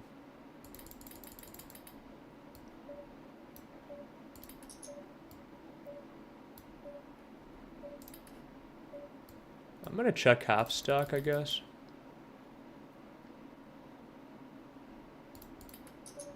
Maybe it just looks a little bit stronger than jam. We'll obviously be getting it in if he puts it in. But we're really hoping just for the fold.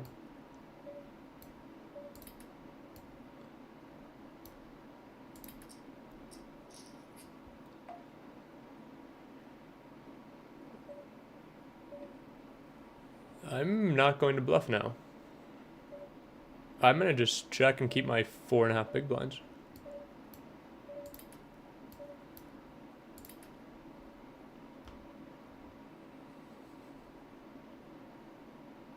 He must just have the nuts, right? He went 1 big blind flop and then small turn and called 9 bigs. I mean, if he doesn't have the nuts, he has 7, 8, 9, 10 with an ace. So I'm going to just go with a lot more. All right. Nice hand, sir. Yeah, we just fold now. Weird hand. It's possible that my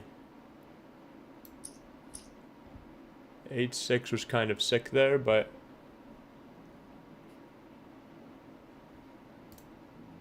I could have also given him the right price. But he really shouldn't be. Yeah, I don't think he should be like barreling the turn with like just like queen 7 of hearts, something like that.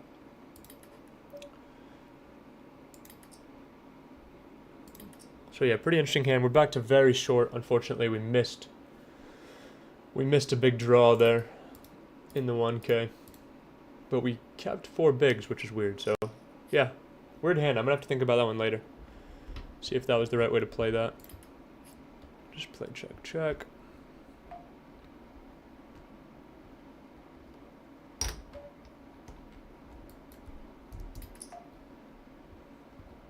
Just keep playing check, check. I have showdown.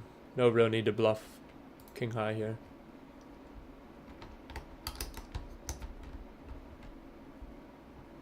You got a nice value bet in here.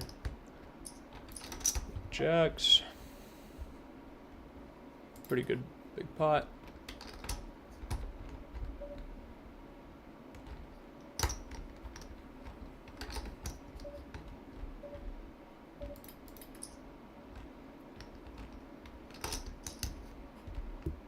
I don't know. I mean, 3 checks, it just... Just feels like that's not going to be a spot people can defend very well on.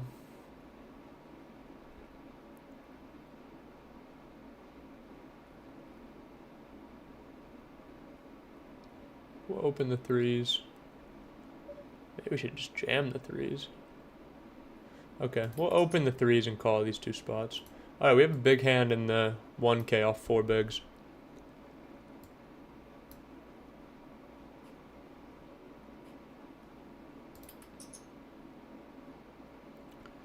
Even with this raise here, our hand's just so good.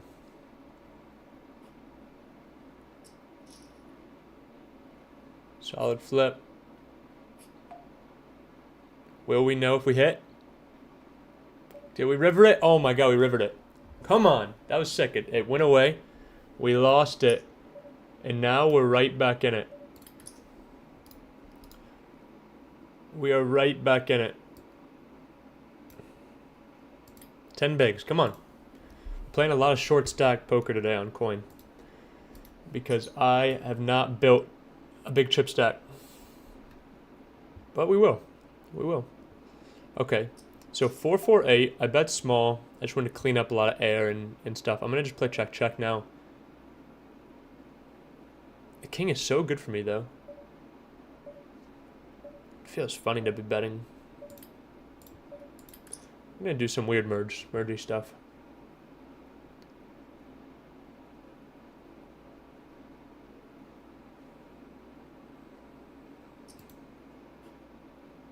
That may be good there with the threes. We're all in with the ace-5. Let's see if we're good here with threes. This should be a pretty nice one. Oh, okay. That worked. Our play kind of worked nice. He rivered the 10, but we just get to check back a heart river. We check back a 10 river.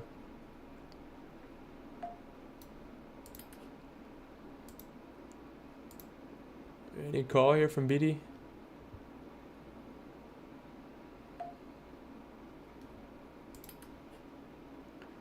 Nine bigs from the hijack.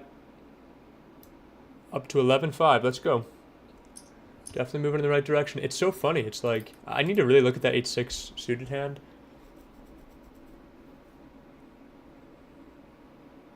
It's bad news if he just had like ace-jack high or something. But that would never jam river for none of the pot, right? You would just check win. Ooh la la. Ooh la la. I'm coming for you, Chris. Chris Jr.'s in second, but I have aces off of 30 bigs. Somebody wake up. Oh, I have a coffee too. Let's go. Totally forgot I had this. I'm sitting here dying of not having enough caffeine.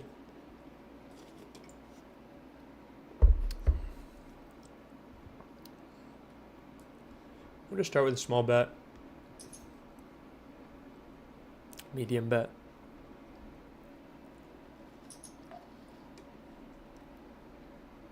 Here we go. Facing pot. I think at a 5-1 SPR. Is it ridiculous to rip here? I think he just has Jack 10. Show me Jack 10. Oh my god, he had straight the nuts and he potted. Capo. Nice hand, sir. Nice hand. You can't overplay aces like that and make money. Ooh la la.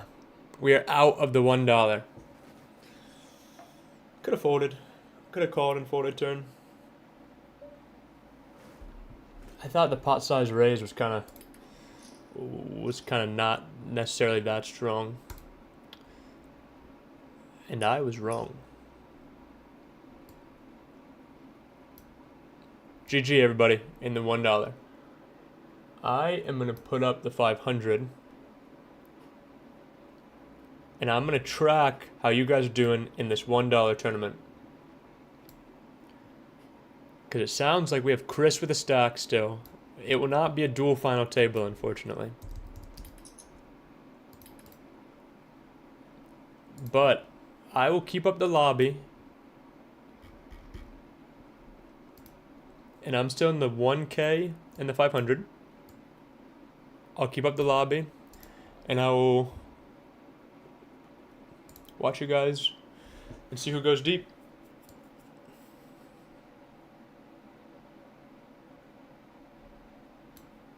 You think I fold those aces? I mean, call? Like, call, fold? I mean, the board's awful for me. Not awful for me, but like when he's potting, it's not that good. I kind of was thinking at that SPR that he just had some mergey stuff.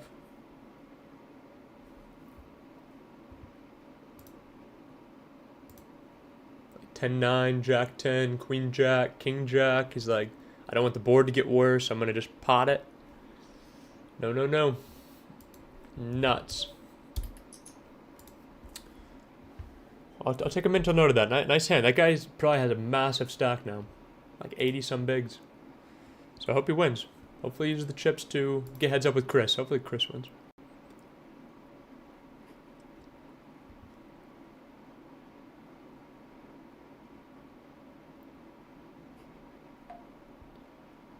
Just fold this one.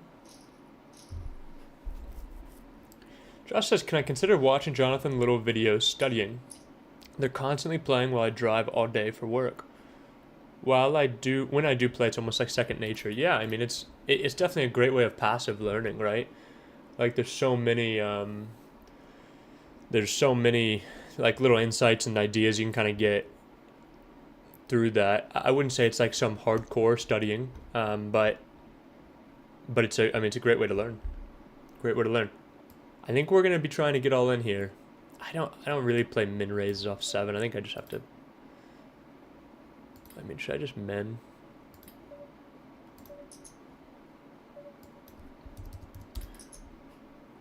Can we find the double in the 1K?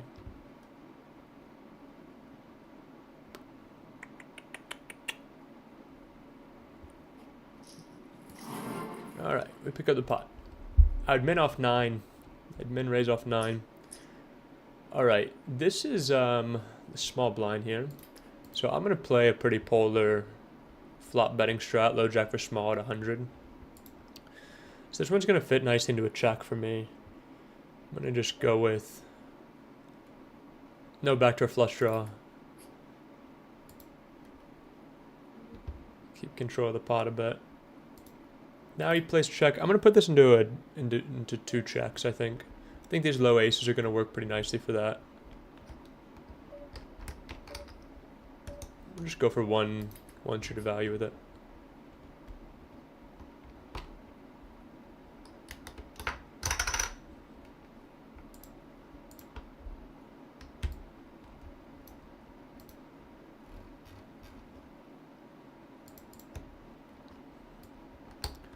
If he checks, I'm going to bet that size, so I'll just call this. His bluffs can be 10 jack, jack queen, some maybe deuces. What else can he bluff here? Could have king queen, same hand, yeah.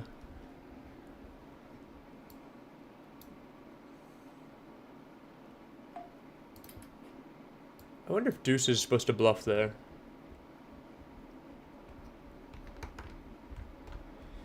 Chris says, meet me at the final table. I'm sorry, my friend.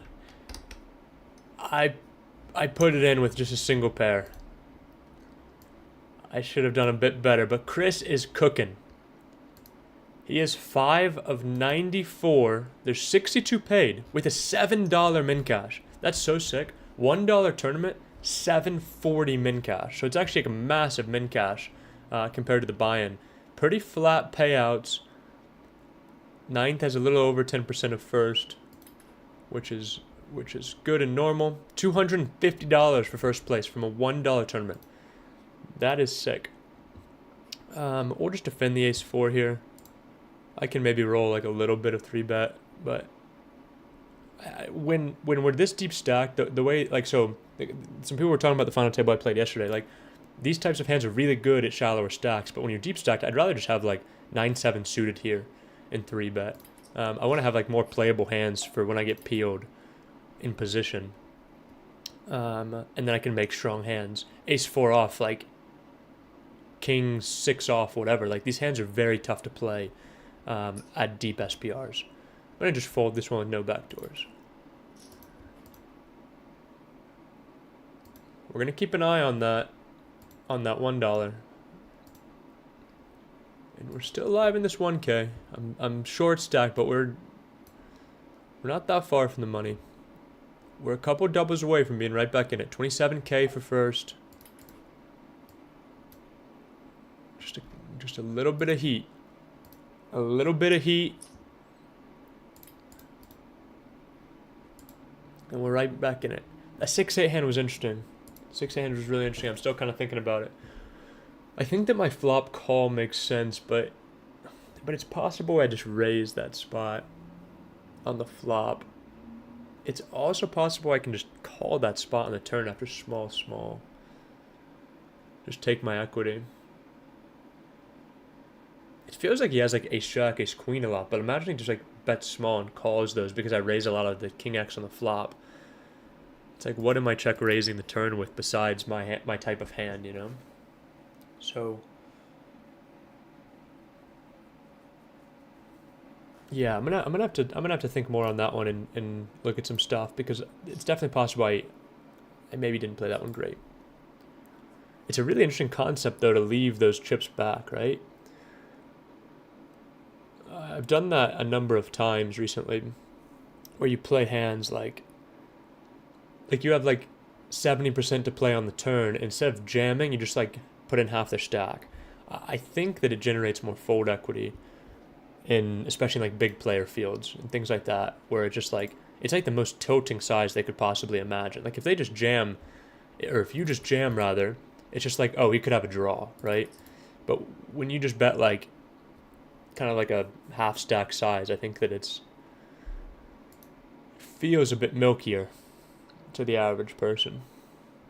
Okay, 3, 4, 5, 6, 7 is a straight. We have a backdoor straight, or we have a straight draw, backdoor flush draw. I'm gonna just go with check here. The board's quite good for me. Maybe we bet this. I should probably just mix.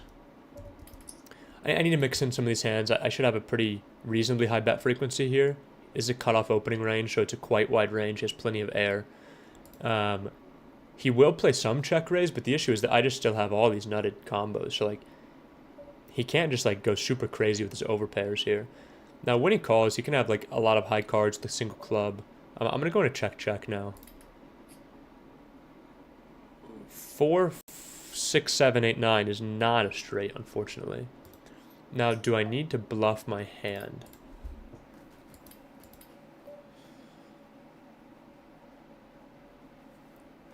I mean, the offsuit 10s is what I get here with, right?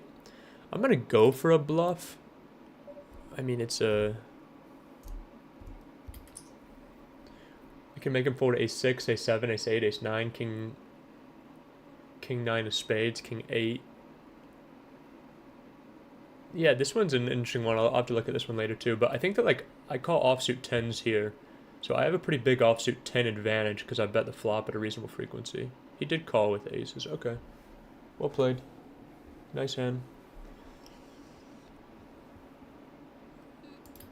Is my size right? I checked the turn, so I'm trying to say I have straight. Maybe I just need to straight pot it. Because he can still have flushes there is the issue. He can check raise flushes, so I can't go too big. But I think that maybe pot is probably the size.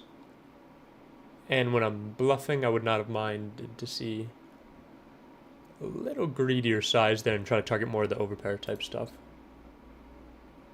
I mean, my bet is targeting any single pair hand. But I think that one makes sense. We'll look at that one later.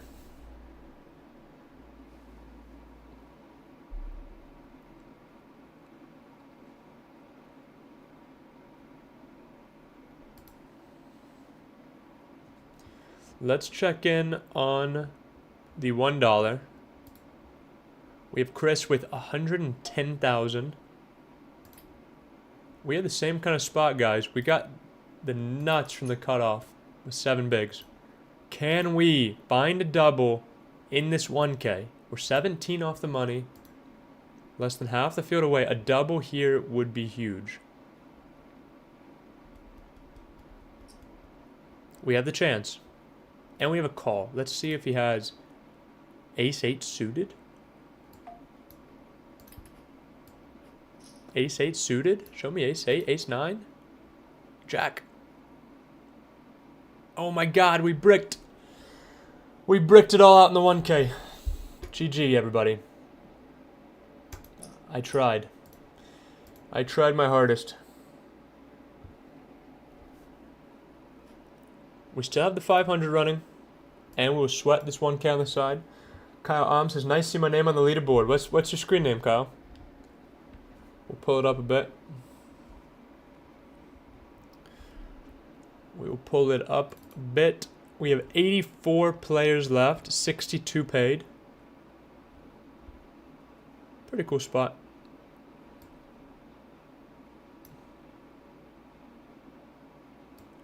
Pretty cool spot. Let's pull up Chris Jr.'s table. Looks like he just lost one. Probably to keep calm. Or the fisherman. Both have big stacks. Still plenty to work with though. 50 big blinds. And we have a limp under the gun from Chris. So playing a bit of a wide range probably. Or trapping. A lot of options there. I'll pull it up if something interesting happens. More interesting than nothing over here, I guess.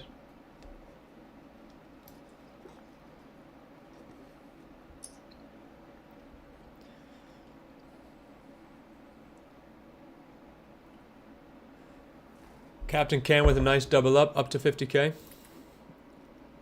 Nice hand, sir. This is an interesting one. So we have a limp under the gun range. Under the gun 7. Half pot bet. Matched with a raise from the fisherman, and we have a fold from Chris.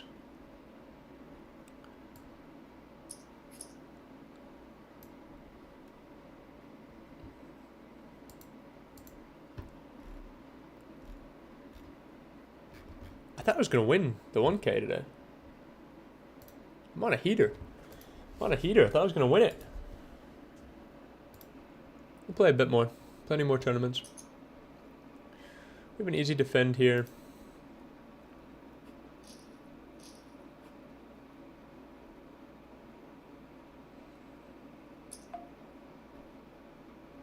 Okay, so we're playing 70 bigs effective button versus big blind.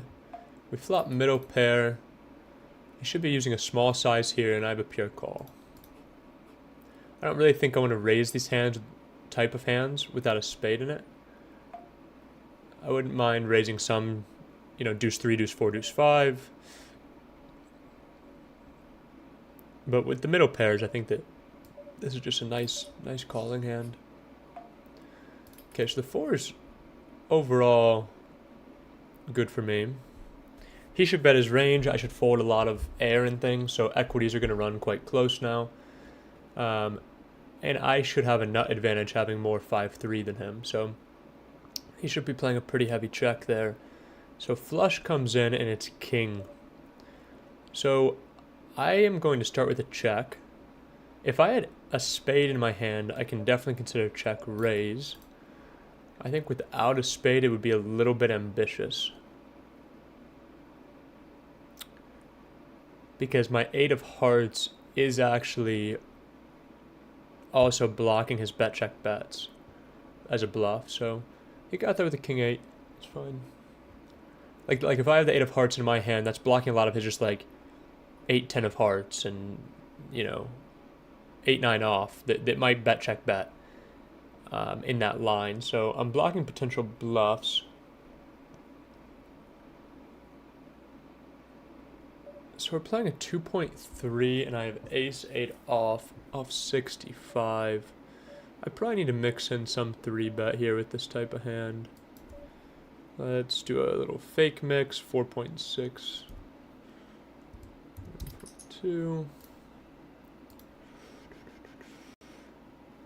I can definitely call here. It's 0.75, so I'm very much more used to playing for the full big blind ante, which is going to make me want to be, you know, calling more often and playing more hands, just V-pipping more than 0.75. So maybe it's ace 8. Possible a little loose, but I think it's totally fine. When we get 4-bet from the big blind, we have a pretty easy fold. Kyle Alm is keep calm. I'm gonna fold. I want a rabbit. I want a rabbit coin. One day. So we have 79 left.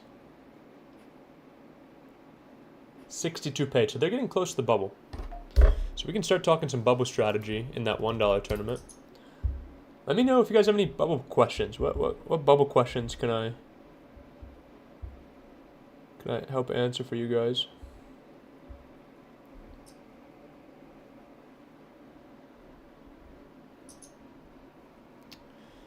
Okay, so we have raise, call, squeeze. I'm going to peel this one in position. I think we're deep enough. Definitely deep enough.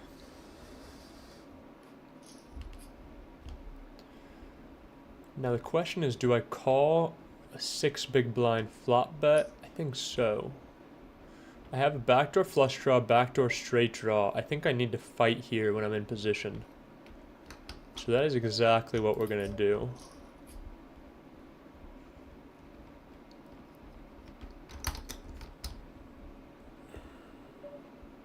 Can I bet call my hand?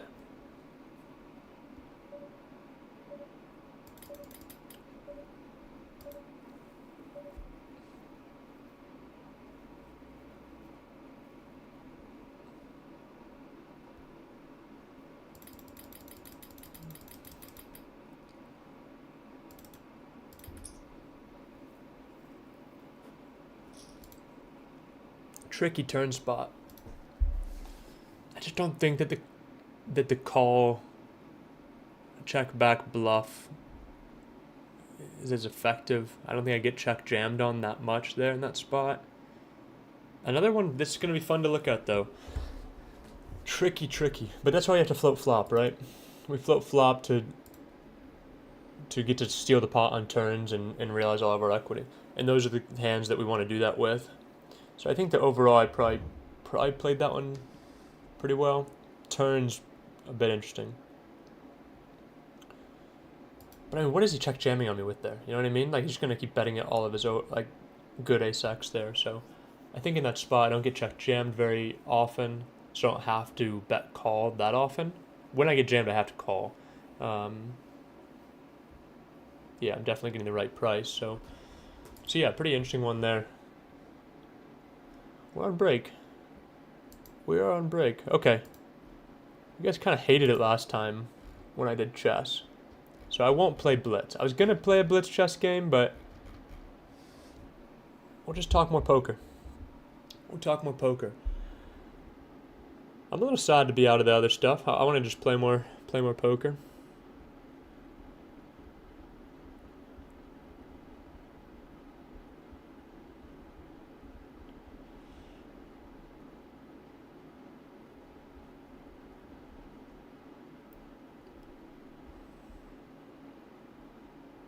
I think I might go golf today.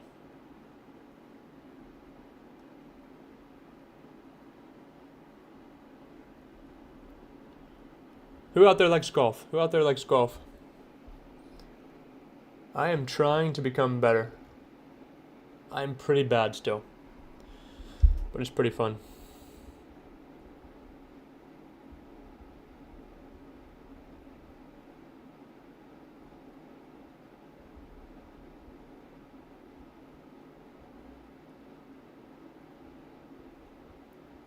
I'd like to get out and hit some shots today. Today's like an off day for the PokerGo stuff, so tomorrow we have a 15K, as well as a 15K Tuesday, and then a 25K Wednesday, and then I fly to Korea on the 21st. So it is going to be a busy month of poker, which I'm very excited about.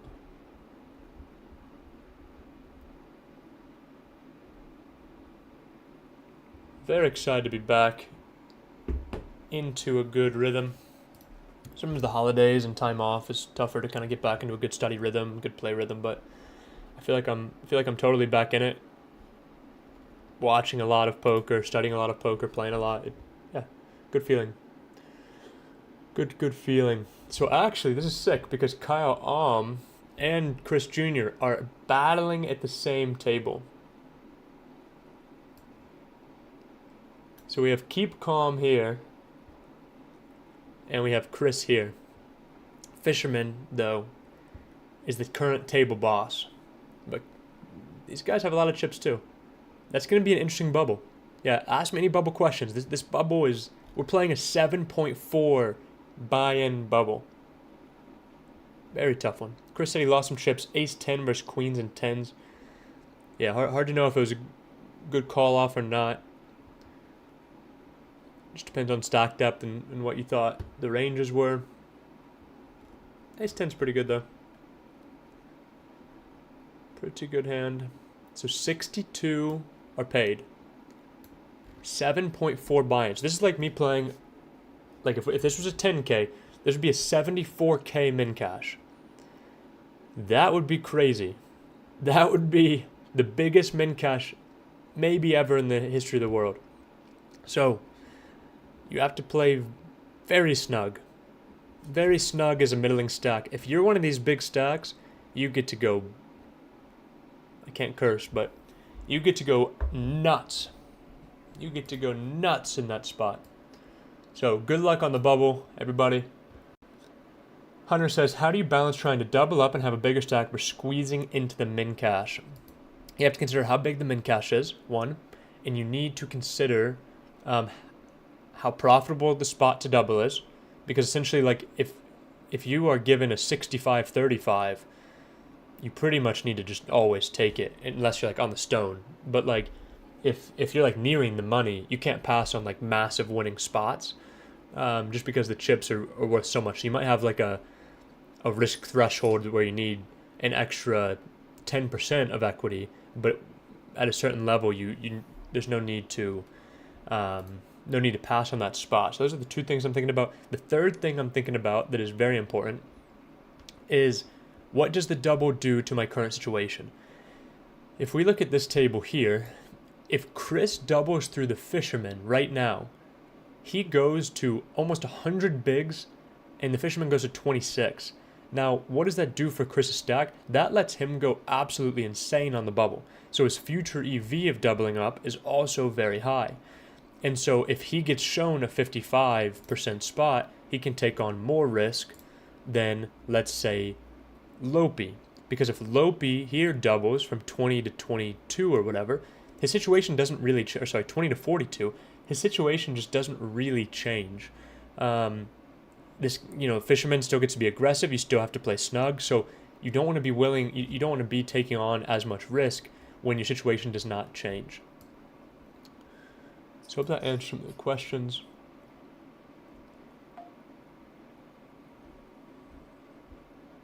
I'm going to open this one.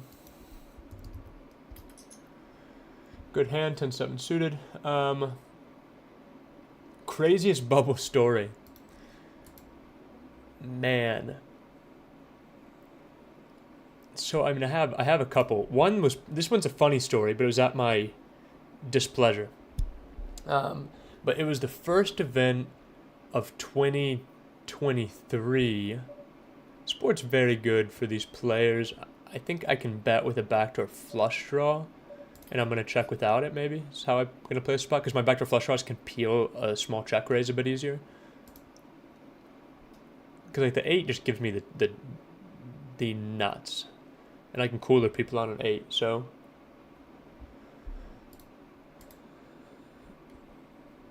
Now, do I check raise, or do I raise rather? I don't think so. I don't think my range really plays any raises here. It's small here. It's like we still have a lot of uncapped stuff going on. 3, 4, 5, 6, 7. Okay, I have the second nut straight.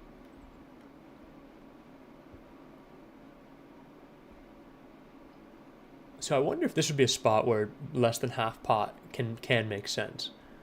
I'm still going to kind of stick to my rules, but it's like I do chop sometimes. A deuce is not that likely to be there in their range, and I'm multi-way, so it's like there's a number of things kind of going towards the fact that it's hard to get paid for a big size here, and if I just get ripped on, it's obviously just horrifically bad for me. I mean, this would be really ugly. We're getting a tank though. Okay, yeah, but that could be a spot where going like for 6 bigs might just be the play. Okay, so this bubble story. So it's probably 2023. It's like the first event of the WSOP. It's 25K 6 max. So everybody's kind of excited. It's like the first event of the summer. The floor people have all the energy in the world. You know, into the summer, everybody's kind of like worn out. You just play every day for 60 days or whatever. And we're on the stone bubble. And there's camera. It's a 25K 6 max. It's a good event, big event. And like, I'm very short on the bubble. And there's a couple stacks that are very short. And a lot of people are around, you know, watching the tables and all this stuff. And I bust. And I stone bubble. Okay, so I stone this 25K to start off the summer. You know, I mean, it's on the higher end of anybody's kind of buy-in level for the most part. And so stoning, it's not, you know, it sucks, right? It sucks stoning. And the guy on the mic, it's the first event, so they're hyped up, you know? They're hyped up. He's like, and that is the first cash of the 2023 World Series of Poker. And everybody just starts clapping and going nuts. And I'm just like, you know, get me out of here. You know, he's like right at the table. You know, there's no sense of calmness. Later, they didn't announce it like that, you know, but it was like the first event of the summer, first big event of the summer.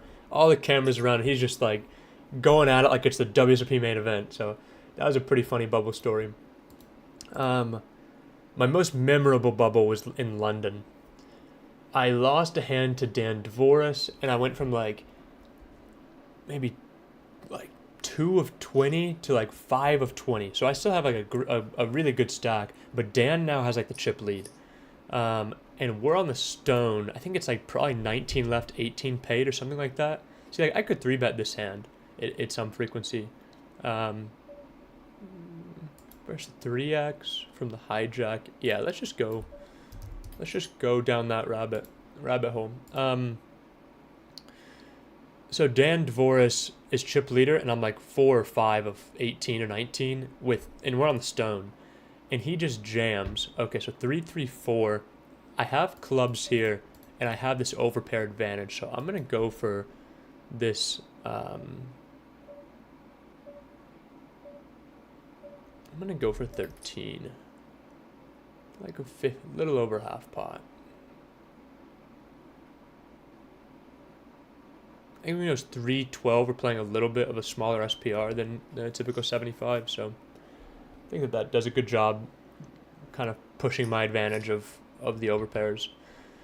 So Dan Dvoris shoves for like 40 bigs, and I have queens in the big blind, and it's just, you know, you're thrilled, but you're not really thrilled because you're about to be all in, and it was like a 60K, and I started Triton. I was like 0-8 in my first 8 events there, and the buy-ins are just humongous, so like it just feels a bit different, even though it shouldn't.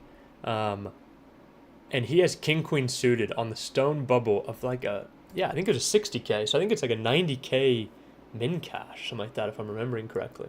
I think it maybe a 50K with a 90K min cash. And I call queens, and he has king queen suited, and he flops a flush draw.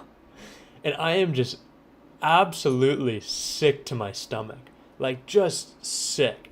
Like, so that was like the first like huge bubble I think I played, where I was just like at risk for this massive pot. And then it goes brick, and I just couldn't even breathe while this is happening. And I end up like having close to chip lead, and I think I got third in that tournament for like 700K or something like that. So that was a huge hand for me. So that's another bubble story. Okay, Jack says, what is a realistic ROI out of all the people all-time money amounts? How much of that do they usually keep?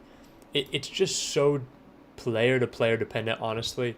I think that most of the guys with like humongous numbers on there, they have certain backing deals probably, or many of them. I mean, they've made millions and millions of dollars, you know. So, but you're playing a 500K buy-in. You can't just like, it's very, very tough to just take a 400K piece of yourself or something, right? So it depends on the buy-in level. I think that all the best probably have like all themselves in the 10s and 25s. If they don't have like some super cushy backing deal where they just get to keep half their profit and take on no risk. So yeah, really player dependent. In terms of ROIs, okay, so ROIs we can talk more about. I think at the highest stakes, do I peel here? Playing 54 effective, putting in 8 to win. Yeah, I'm going to peel my pairs. Not thrilled about it at a 2-to-1 SPR. 2-2-10. Was it 2-2-10? Maybe I should fold. I'll look at that one. Do we ever go with the raise? I think I want a diamond. But I'm not going to fold yet.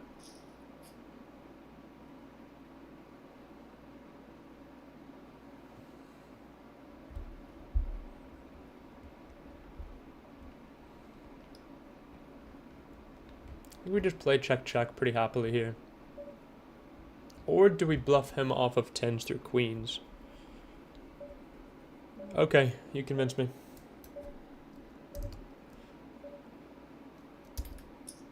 I don't have a diamond in my hand, and I have, but like this has got to be a better bluff than like suited ace-x, right? I mean, I just had the best hand if he quick folds, but yeah, another interesting one to look at. Not sure. Not sure. Deuces is one of those that I think makes some sense. In terms of ROI, though, I think that in the biggest buy-in tournaments with high rake, you're probably looking at the best players not having more than 12% or something like that. You know, I mean, maybe there's some guys that will take themselves at higher than that, but it would be very, very few. I think that the most common ROIs for like good, strong, winning players in those fields, and like some 100K with 6% rake is probably like 6 to 10%. Would be my guess. I mean, some of them are lower, right? Of course, but I think if you're a good pro in like the highest buy-in events, that's going to be kind of where you're looking. Okay, so I put in perhaps too much more with the deuces, and so I'm going to also put in perhaps a bit too much with the ace-10 suited. I think we're putting in 10 to win 40 in position versus a 4-bet range. I think I'd just do fine.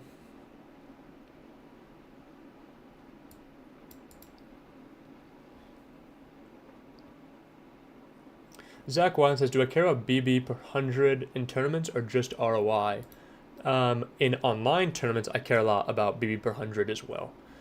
It is nearly impossible to get all the data. I mean, you have like stream data and things like that, but it's just not a good volume of hands. No backdoor flush draw here. I'm going to go with the fold. If I had a backdoor flush draw, I have backdoor straight draw, I would continue.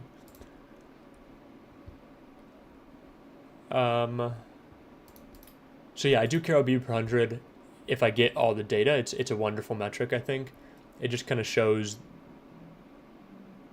I mean, how many chips you're winning, right? So I think that like if you're playing a lot of online tournaments and you just have like an 8 BB per 100 win rate, you're a good player in your fields, right? You're just kind of crushing. So ROI is of course the most important, but ROIs, do ROIs? I think that ROIs need more volume to get to a more confident sample than BB per 100. They are on the bubble. Oh, hand for hand is ended. You guys are in the money. It still says, oh, there we go. Sorry to Mondum over. GG, my friend. Tough to bubble tournament. Star 68 got in with 223 chips. That is less than an ante. And he got 7.4. That is holding on for dear life. Congratulations. We have DVR in there. He's in the chat. Dustin Van... That last name's going to be tough for me. Rysiwick? Apologies if I butchered that one. You have a great stack, though. We have CGR still in there. Great stack. Keep Calm is up there. Fisherman's up there. 62 left playing for $250. Pretty sick spot, guys. Good luck.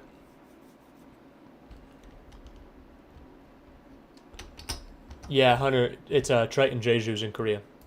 So Triton Jeju starts in 10 days.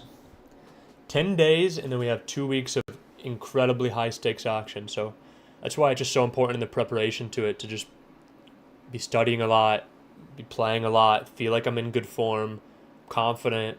I mean, having that score yesterday is very nice. It's great to like get a bit more liquid before these big series. So,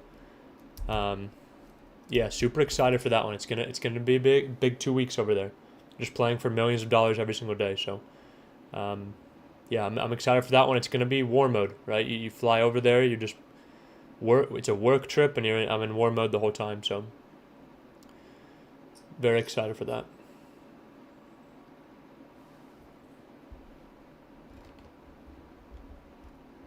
Chris says I'm going to shoot an 84 today. I would, I'd be extremely happy with an 84. I'm going to play check here. I think I can use some bigger sizes, but I'm hijack, so I think small size queen jack 2, the deuce so disconnected, going to be my most common size.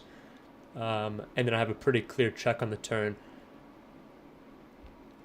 I have an interesting bluff catcher on the river, non-diamond. 8 of diamonds blocks bluffs, as well as 8-10. He can take a queen for this size. I don't think I have a good bluff catcher here. 10, 8, king 10. Yeah, he's gonna draw the fold there. Good sizing from him. Fine sizing. Can probably go bigger.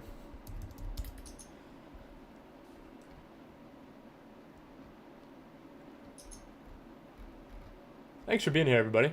I really appreciate it. Got my coffee in me now. I'm feeling a little better. I'm going to 4-bet fold this one. 6, 15, maybe 16. Snap called.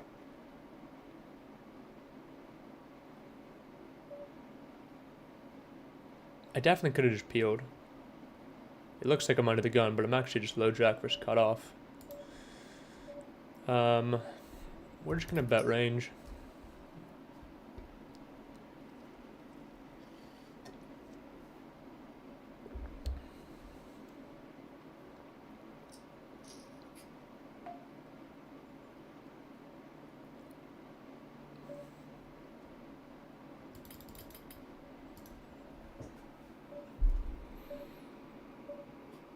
I mean, I need some bet folds here, and we can make him fold ace king off.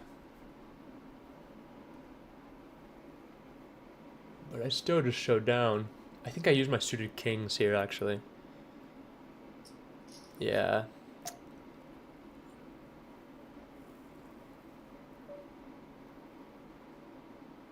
I need to give up and hope to show down against ace 10 of hearts.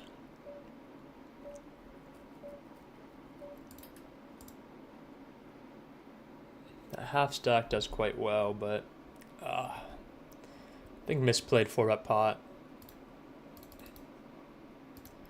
Need to look at these 4 pots at deeper stacks. He has traps, right? So he just has like aces, kings. I don't love that one from me. I don't love that one from me, guys. I'm gonna need to clean that up. All right, back to the $1. We have keep calm. See, I mean, they're getting a little shallow here. That's what bubbles can do. There's 52 left. They're getting a bit more shallow. We have a hand here versus keep calm and Chris. I'm gonna call. Oh my God, Justin.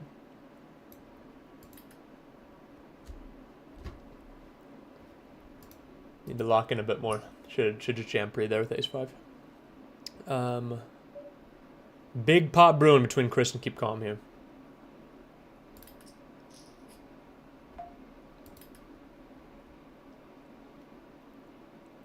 Chris should have a jam size. Did go bet? Let's see if he gets jammed on here from keep calm. Ace 6, king 10. Nice hand, keep calm. Unlucky there, Chris. Alright, so Chris is back to like a... I mean, he still has 18 bigs. One double back to kind of being Right back in it. 18 bigs is still plenty of chips. You can rejam a lot. You can still min raise, open a lot. Let's see how he approaches this. He went with the min raise here. Snap call. I wouldn't think that that's a super common strategy. I think you just shove. You want to shove, just take down the pot, but he might have aces. Fisherman snap called because he's only putting in 2 big blinds to win almost 10, so he can't really find a fold. But that means that his range right now is insanely wide. He's just gonna have queen 10 off and jack 9 off and all these types of hands. And they're playing just barely over a 1-to-1 SPR, so I like this size from Chris. Gets the fold, nice hand.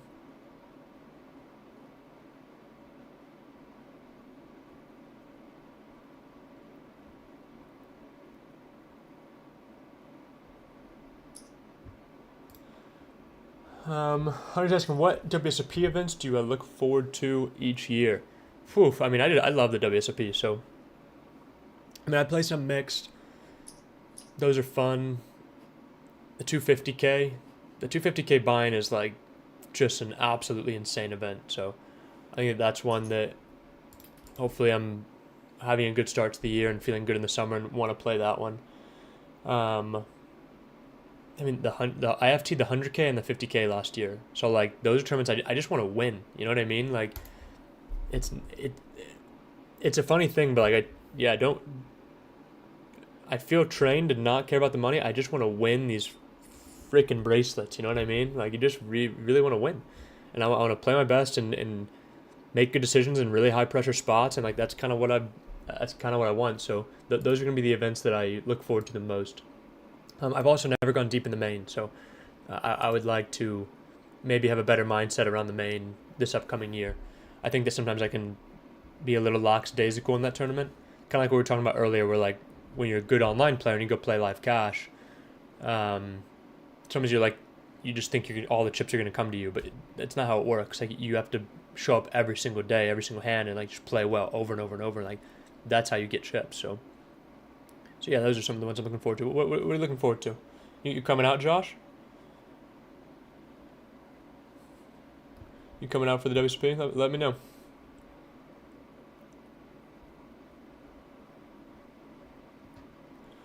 PP for Life says, what stakes do you think a player can start making a living online, living overseas with a living budget of $2,500 to $3K a month? It depends on your volume. There's plenty of people out there that are playing 25 cent, 50 cent, making $2,500 a month, I think. Yes, yeah, for sure, actually. So I think that, yeah, 25 cent, 50 cent cash is probably a reasonable stake, that if you're beating hard and you are studying and you have a good win rate and whatnot, that you can grind out a very solid living. 10 cent, 25 cent, you'd have to put in a good chunk of volume. So yeah, I'd say 25 cent, 50 cent. That's probably a good $50 buy-in games. $50 buy-in games. Wait, 25 cent, 50 cent. I need a calculator.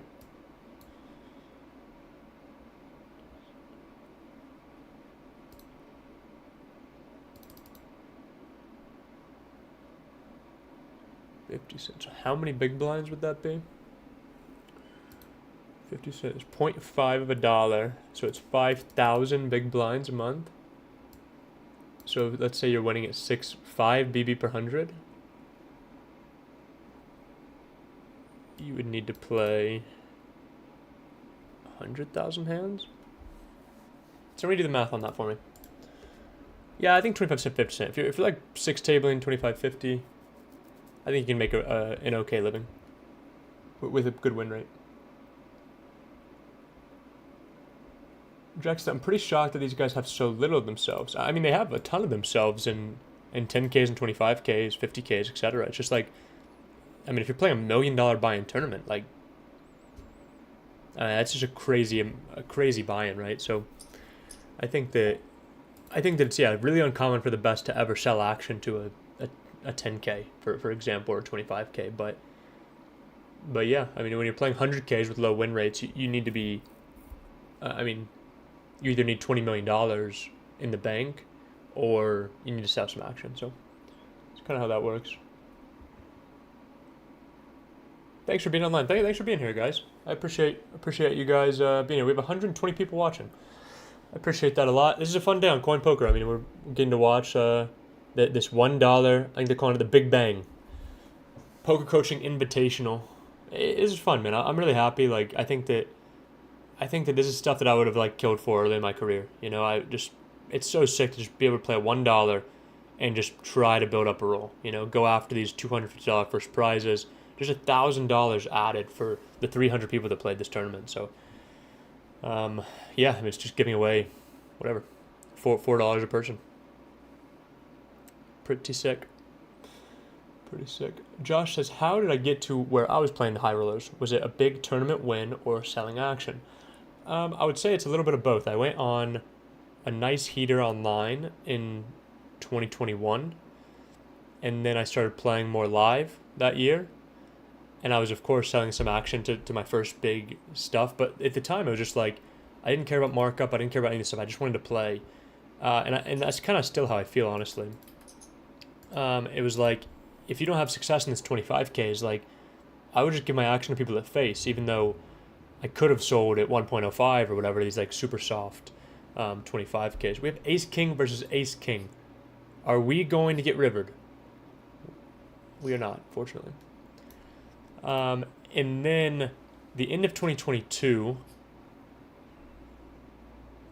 I think that's the right year, I went on a nice heater live.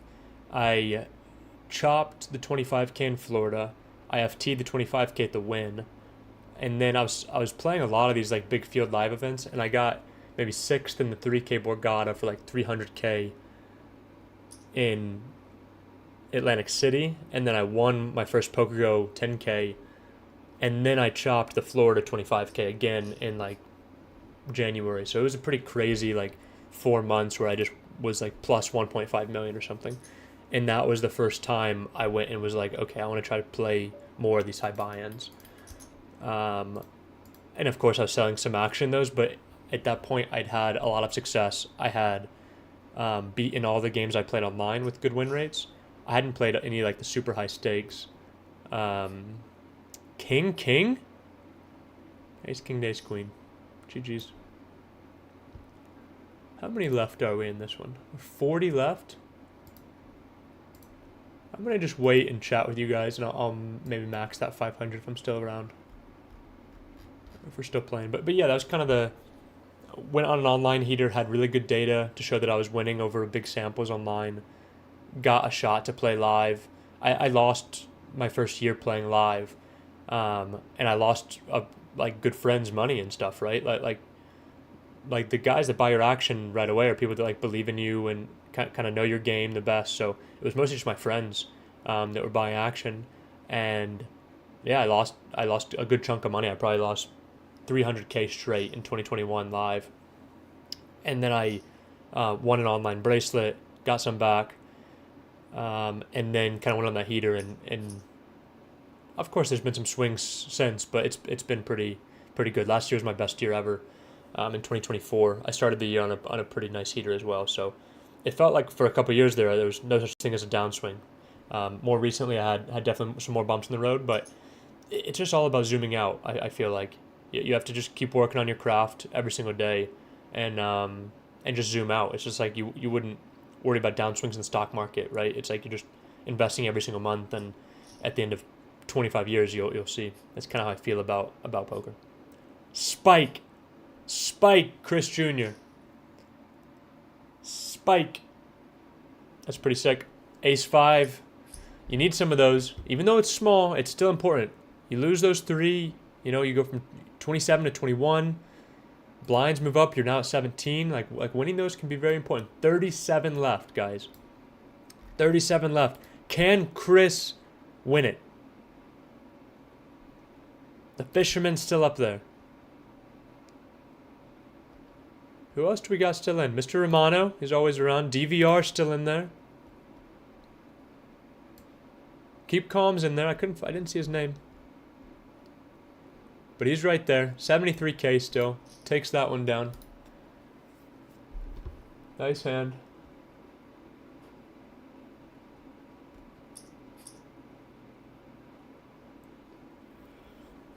Will I be running this next week? No, I'm going to be in Korea. We'll have another coach definitely stream some of these, though, at some point.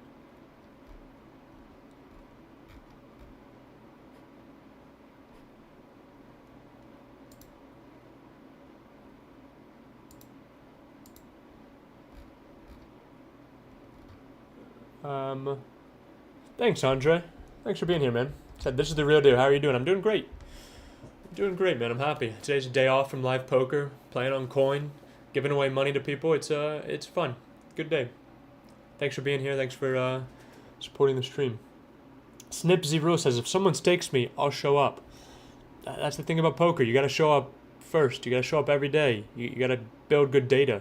No, nobody wants to stake some person that just says they're good at poker or whatever, right? It's like if you show me a graph that is straight up over a big sample and you're just winning at your stakes, like that's how you get that's how you get investors and things like that. So you got to show up a lot. You got to work hard on your game, and then opportunities will arise.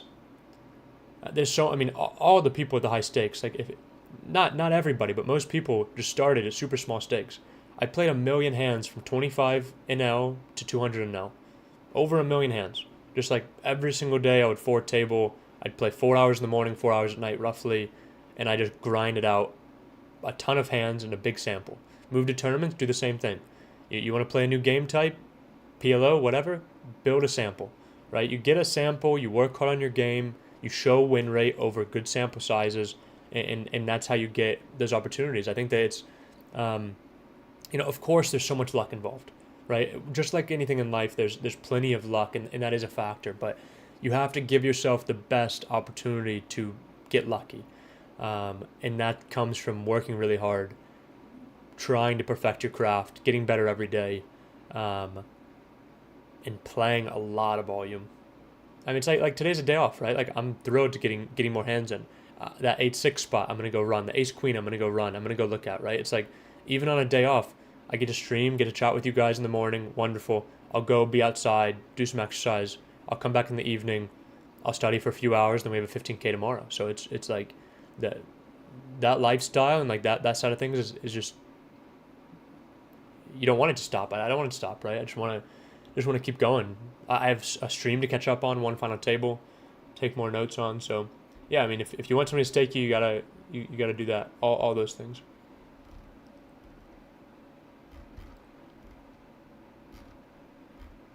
And if you are that person and you have a great graph, message me on Discord. I am super happy to consider buying action or staking people, things like that. It's not something I'm super well versed in, but especially the small stakes, I'm very open to it.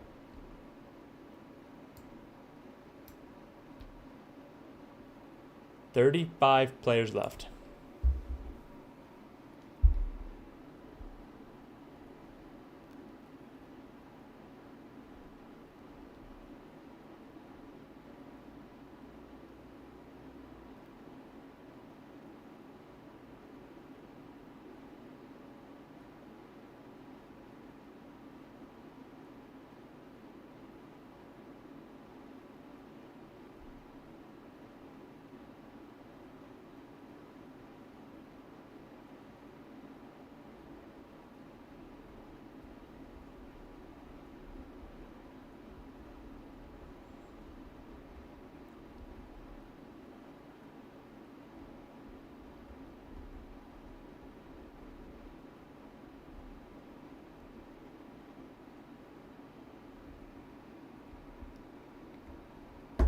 DVR looks like he doubled. This is a big jam from Franco. Oh my god, huge all-in. Oh my god. Oh my god. What a river card. What a river card. Franco just risked it all with the Jack-8. And Chris wakes up with Ace-King. And the river is the one card Franco was hoping for on the flop. but it did not work. It didn't give him the best hand. Chris rivers the straight, and Chris now is 4 of 33 left. This is going to be a big battle. Keep Calm, Fisherman, and CGR all on the same table with 33 left. All huge stacks.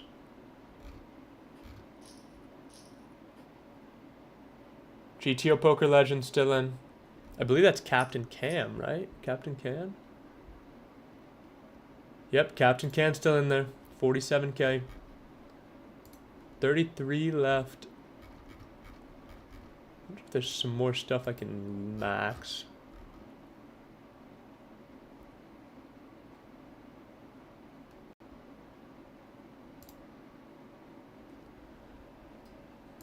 Is 500 maxes in an hour? That's 230. Yeah, I'm gonna just play again. I'll just play again. 40 big reg. If I'm still in post max at reg, hopefully I have a big stack. And if I'm still in at 4 p.m., then that would be lovely. All right. Future of Broke with a little Kulev. With a little Kulev on it. That's fun. Alex Kulev is Future of Me. So this is Future of Broke. Pretty fun. We're going to play a call here.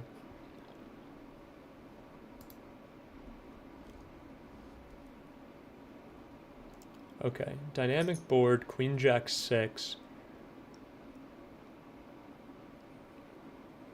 So the way that I think about these out of position spots is that the further away the player, the more c-betting you get to do. So when we're right next to each other, it means that my range is quite tight. So I actually think that he shouldn't be betting very often here. But he goes for this big size, and I'm going to play a call. So now 9-10 gets there, and we're playing about a 2-to-1 SPR.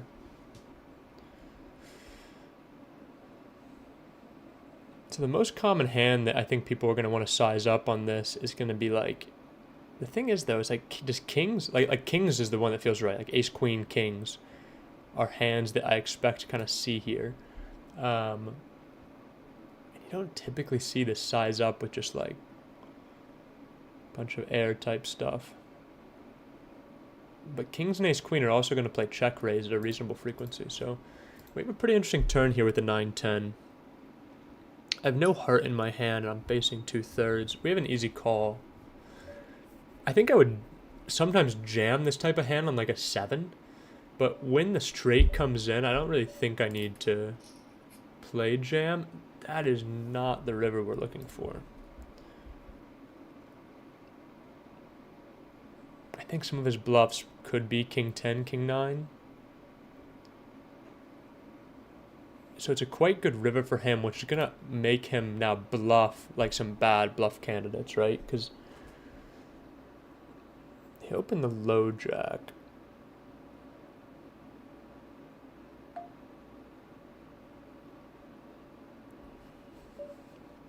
I'm not folding for a B10, and I don't think there's any need to raise. What does he have here? Just chop it up? Just chop it? Aces make sense too. All right. Good run out for us. We got a little lucky. We got a little lucky. We're going to get stacked there plenty.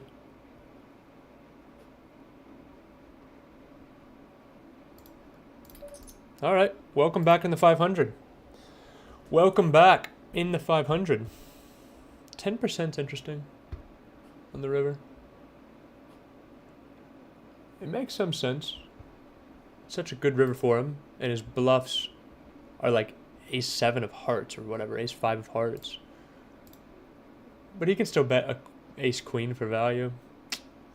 Yeah, his most common stuff when he goes big there just really feels like ace queen kings aces. That's going to be a tough one to lose, but it gave me 100%, which is a little bit scary because it can go 6-6, right? But it rounds to 100. All right, we're right back. We're right back there. We have a big hand here from Keep Calm and Deem. Looks like a hijack versus small blind spot. Looks like it checked all the way down in the 6-7 with the queen 10. Good. Luckily, there was no diamond there. Looks like hand for hand is ended in that one, which probably means they were on a pay jump. So now there's 27 left in that tournament, in the $1. Poker Coaching Big Bang. Neo remixes around. I've seen him playing a lot. Keep calm. Fisherman just coasting along. Jack is currently 10th in the 1K. Nice hand, sir. 10th in this 1K, the Invitational. 1, 2, 3, 4, 5, 6, 7, 8, 9, 10. Maybe your North King. Let me know your screen name if you're around.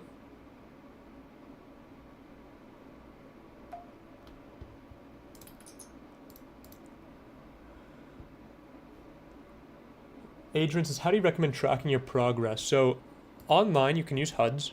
You should use HUDs on sites that allow it, of course.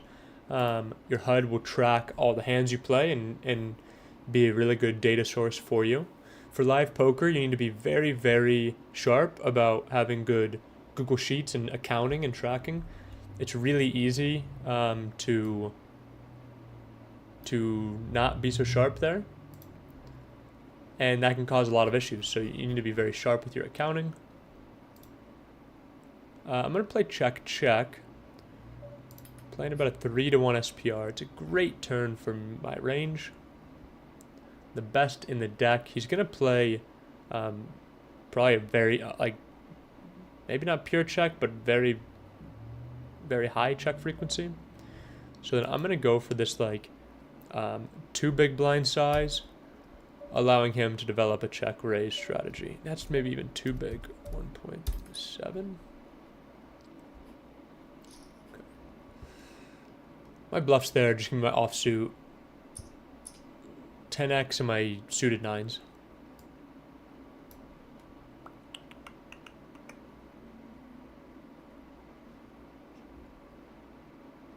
Snip says, thanks for your in-depth answer. I really appreciate it. What poker books would you recommend for a more advanced player to read to further my game? There's a really good book by Michael Acevedo called Modern Poker Theory. I would say that that's probably the best book for a more advanced player looking to kind of, look in the game a bit more. If you like technical stuff, the best technical books I would say are the Will Tipton books, which is even more it's like old school textbook poker.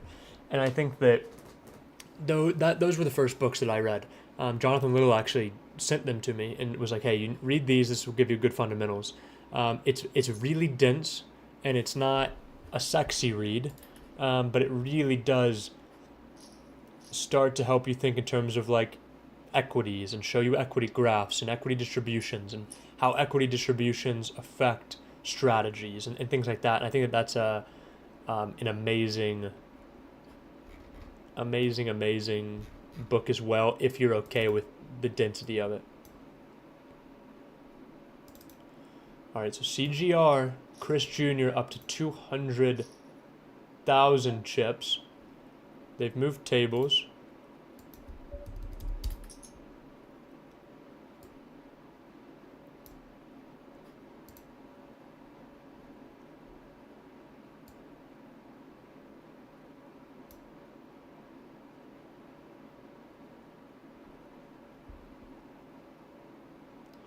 Okay, we're playing Ace 7-6, two-tone.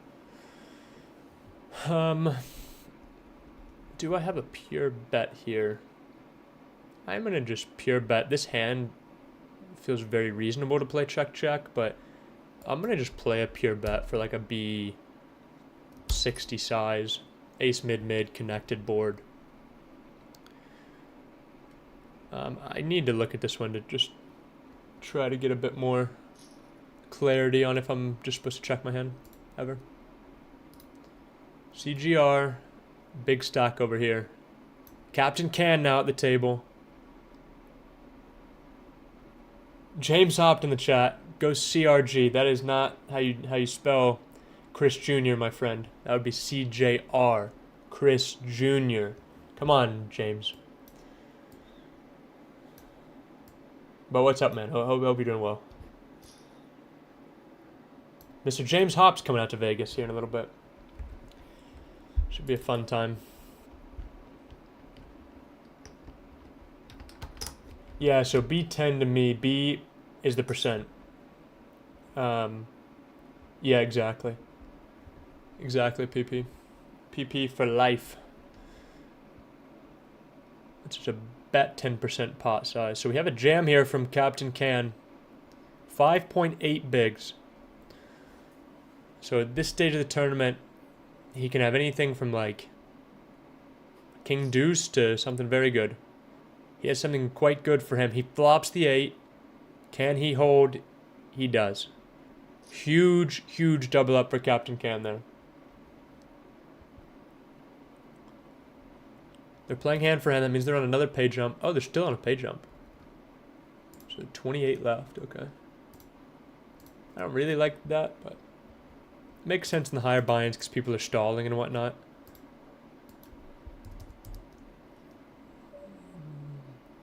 Jack 9-0 is too loose here. Yeah. Hijack 0.88 in the middle.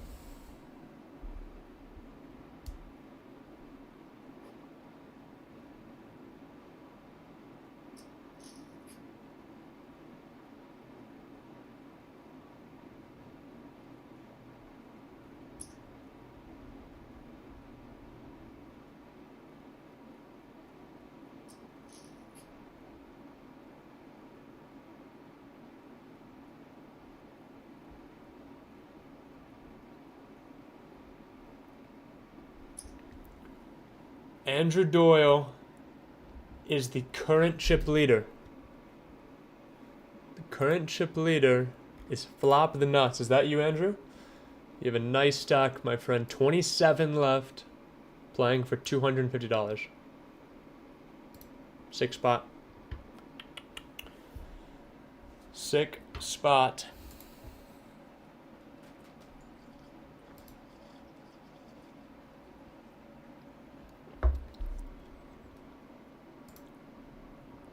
All right, let's get something going in this 500.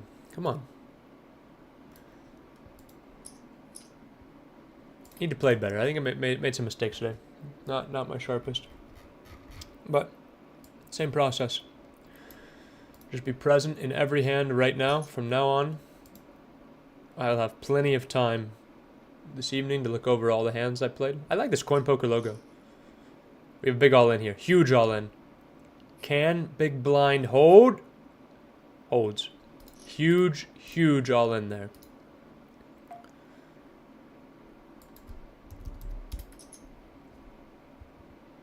Big blind up to 218K after that one.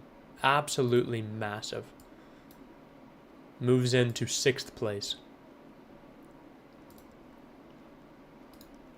We have 9s over here. I'll bring you back to the free roll. Not the free roll, the $1 Big Bang. As things come up. So we're opening under the gun 7. We have we're playing for all the chips here. Find a little pocket 7s here, raise one up.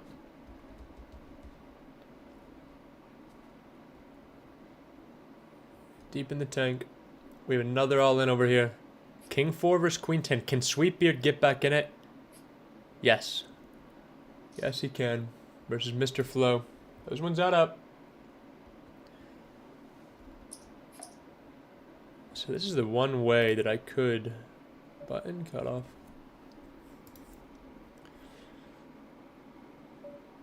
I can peel. Play in position.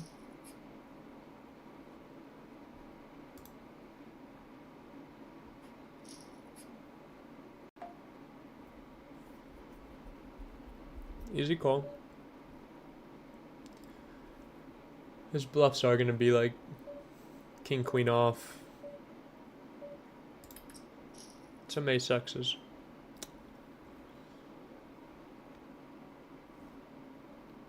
Does he barrel ace Queen here?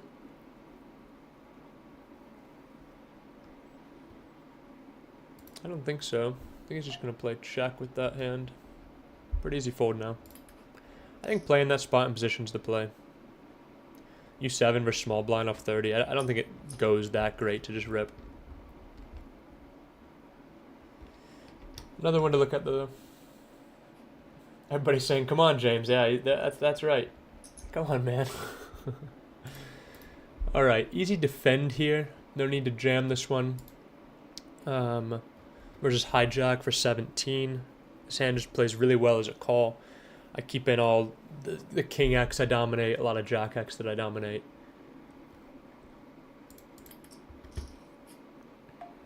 Okay, ace king 3. Snap check from Hazana. Hazana is the player that check raised the 6-7 and bet small.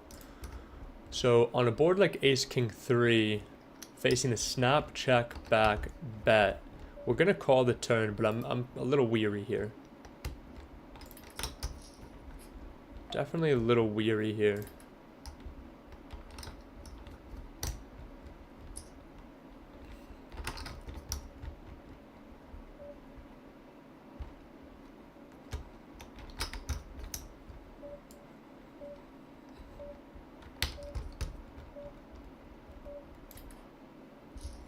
Just has like a good hand a lot, I think.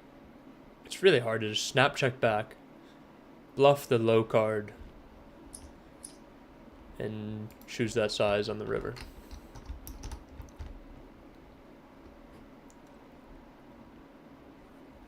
Okay, I'm gonna just have a rejam here versus cutoff.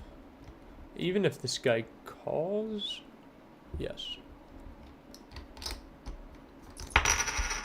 Now if he jams, I fold.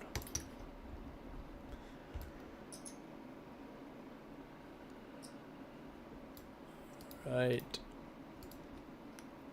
25 players left. We have a raise, a call, and a 6 big blind jam. Did that call? Queens and ace 9.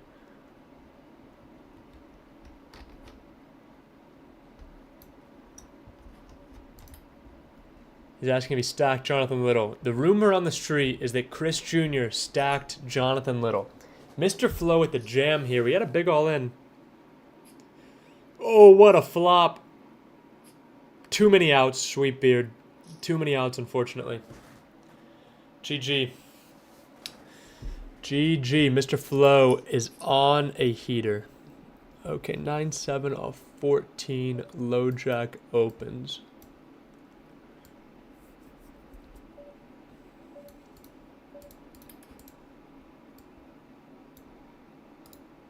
The only consideration is call there.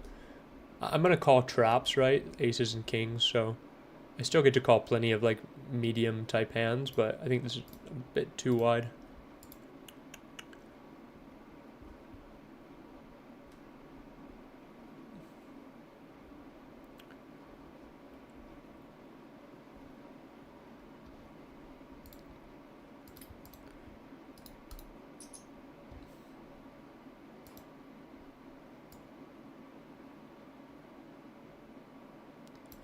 $41 minutes left of late reg, 15K up top. Good. I mean, it's a great tournament, really good tournament. Just gonna keep taking every decision as best as I can.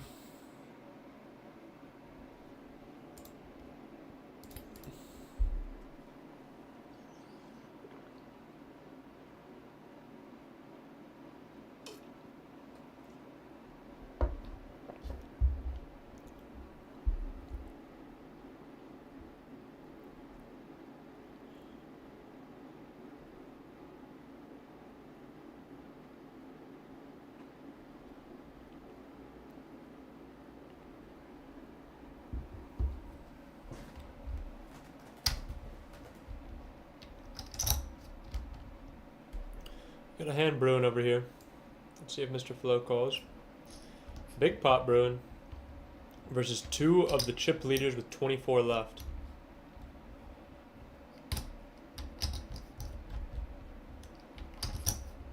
Okay, check on the turn from flop the nuts. So he could still have some weak ace X. Mr. Flo should have very little air here. I think I would like to see a block here a lot. Oh no. Looks like Mr. Flo scooped it, so it popped up right at the wrong time. Apologies on that. But nice hand. Nice hand, nice pot there from Mr. Flo.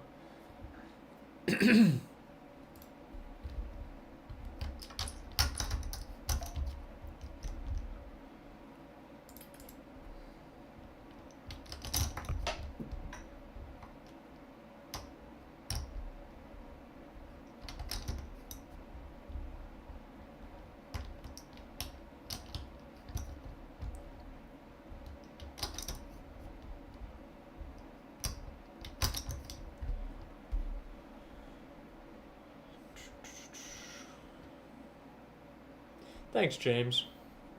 My hair's been getting pretty long.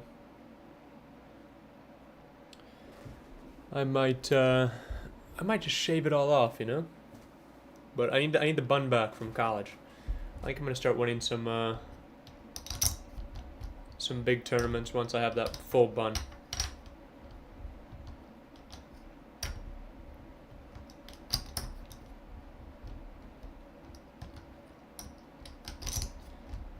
This guy said, "I have you crushed. Don't be stupid and chase." Is he gonna jam? I guess. Yeah. A little speech play. Little speech play from Captain Can here in the chat. Don't be dumb. He really doesn't want his ace queen off. Ace king off to get called, yeah. Oh. He did not want somebody to gamble with like pocket sixes there or something, like one of these guys. Alright, speech play may have kept Captain Cam alive, but Ordep reclawed some chips back there with the quadruple up. We are on break.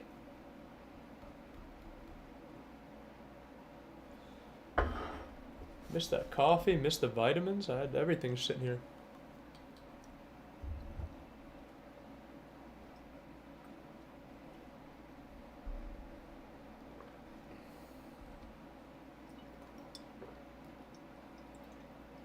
It's the beautiful thing about life. You drink the green juice, you take your vitamins, you stay hydrated, and then you just eat these like chocolate muffin things.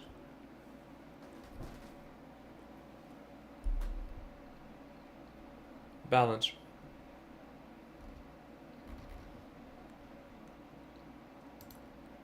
So where are we in this tournament? 23 left. Mr. Flo at the chip lead. DVR up there. CJR up there. I kind of like that. Nice little sound having the two names. Keep calm, still alive. Captain Can just lost that flip for a decent stack, but still alive. Ghost of Akina, I've seen that name around. 23 left. I mean, this is why tournaments are so much fun. You get 23rd for $11. You win it for $2.50. That's how these spots work. Big pay jumps. Big stakes.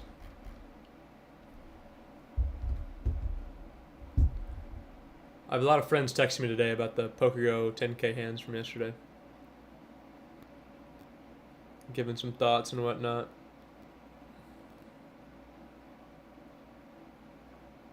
Some they liked, some they didn't like.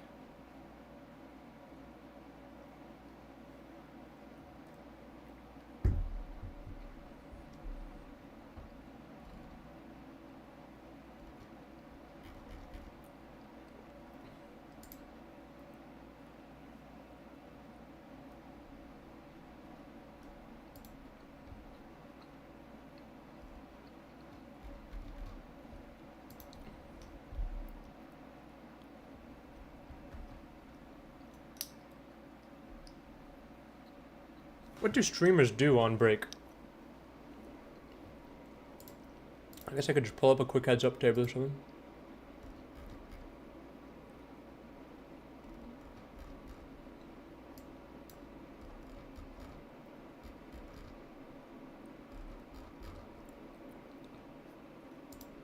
$10.20 heads up.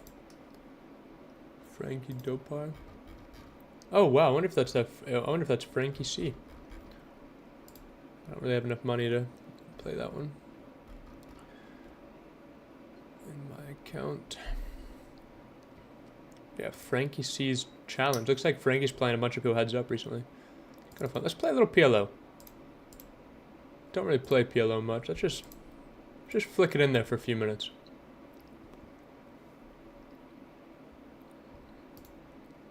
Little heads up PLO for break time. King, Queen, 10, 8, Rainbow. Defend that one. I have no 7. I have no hearts. I need a check fold. King 10.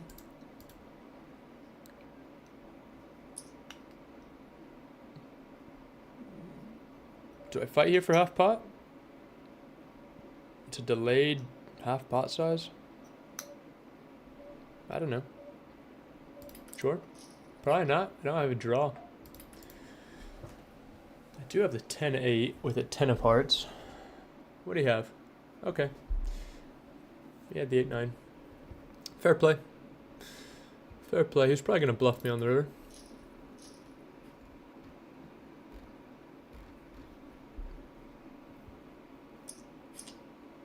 Ten, 4, 3 deuce. That is not a good PLO hand. Very bad PLO hand. Play faster, Snowflake. We're trying to get in a few hands. He calls. Okay. We're going to play this one.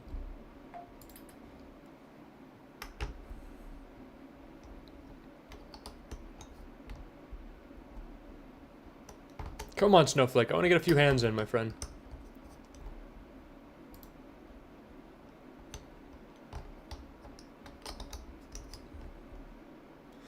Alright, cards are back. This is getting minimized. I'll still play on the side a little bit for fun.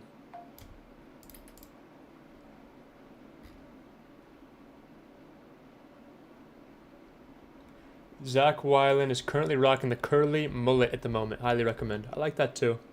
In the desert, it's a bit harder to get the curls, you know? Kind of just goes flatter. When I go to like Florida, I think it curls up a bit more.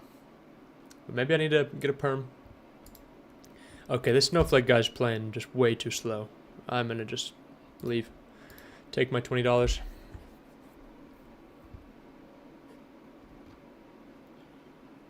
DVR says, will you be hosting cash game meetup again soon? Absolutely. I think that John Little will be streaming the next cash game meetup. I'm not exactly sure when it will be, but it should be announced here soon. Those are a lot of fun. I think I'll be out of town for the next one. But yeah, Styling 40, still there. Knitting it up in third. Last place 9, is that you? Is that you, Styling? Or no, Styling 40, that's your real name. You're in second now. Very nice stack, 23 left. Good luck, sir.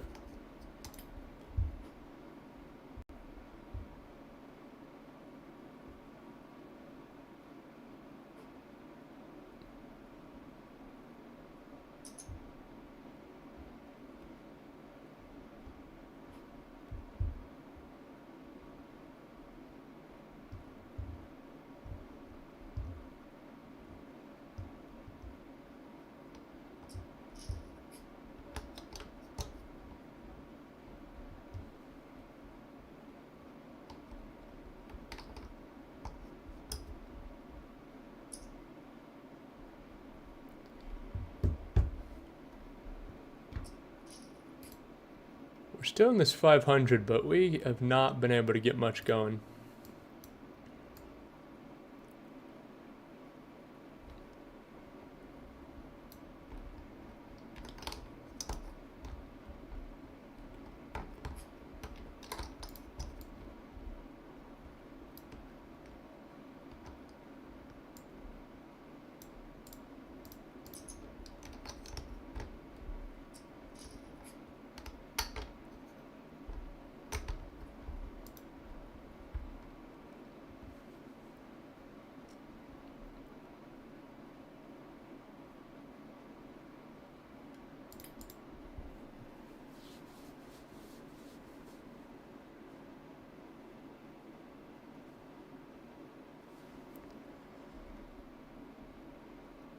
CGR in the big blind with 15. Still 23 left. Double away from being Back to a great stack. This raise call. We have raise call from the two huge stacks. So these ranges should be very, very tight. Like, flop the nuts. I mean, Mr. Flow's opening with the another big stack on the button and a lot of reshove stacks behind. So should be pretty tight for a low jack range. Flop the nuts should then call very tight.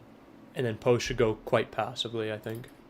Because they're kind of equal stacks. They don't really want to, like, you know, be in really tough spots with like queen 10 here or something like that. So yeah, check check makes a lot of sense. Mr. Flo goes for the check again. These guys have been battling a little bit. They played that ace jack low board too. King 10 from both. Ooh, tricky spot. Whoever wanted that pot would have won that. But I think they're both pretty happy to see chips return to them.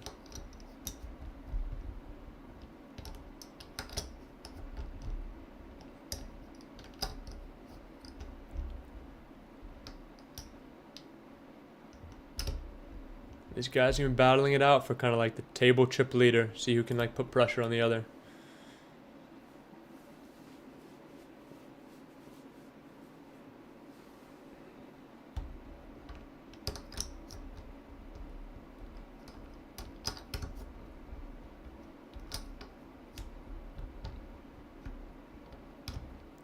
We have CGR with a flat here. Not sure what he has. Flatting 2.8 can be risky because you're putting in a lot of your stack just pre-flop like this. But 983 two-tone. Let's see if this gets in here. CGR can just have a lot of like Jack 10, Queen Jack, clubs, maybe some pocket pairs. He's facing a big bet from flop the nuts. Flop the nuts range should be wide, but it gives him more 9x top pair. CGR goes with the fold. Probably had like King Jack, King 10, King Queen type stuff.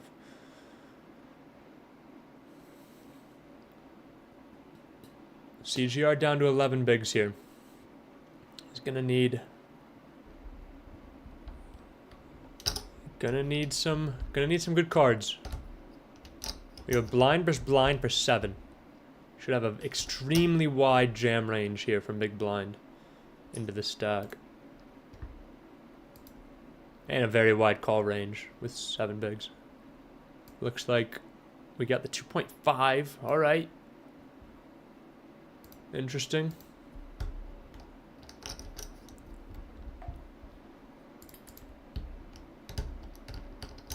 Captain Ken goes with the call.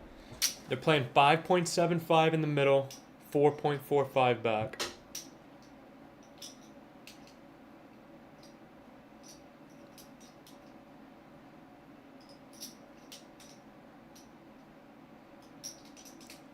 I would call any pair here from Captain Can, I think. It's a tough spot with some like queen high draws. Yeah, he probably has like queen 9 backdoor. Jack 8 backdoor. GG, Captain Can. GG, sir. Yeah. Tough spot. Tough spot, but has the right odds for it. Goes for the gamble. GG. Down to 22.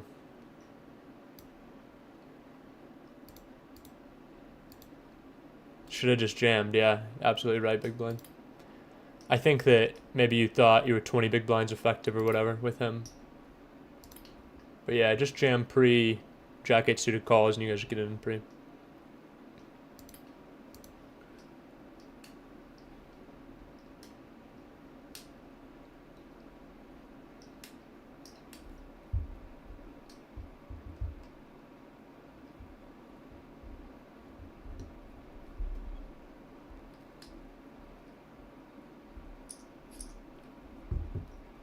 Hand for hand is ended, which means there's probably 21 left. We have Queen Jack O in the big blind here. We have also a limp from C. June. Kyle Alm, 23rd. Keep calm, 23rd place. Great run, sir. Thanks for being here. Hope you had a good time. And nice little score. 11 buy-ins. Pretty sick. We're going to be getting it all in here in the 500. Just quickly. We have about pot to play. We are going to be all in. We have a bet from CJR. Should have queen 10. Very nice. I have queen 10, Danilo. Poppy. Poppy. Poppy. We needed some chips there, so I like that. Back to 22 bigs in the 500. Hopefully we can run it up. This is a really dicey spot. We have a limp check, I believe. Or is this limp over limp?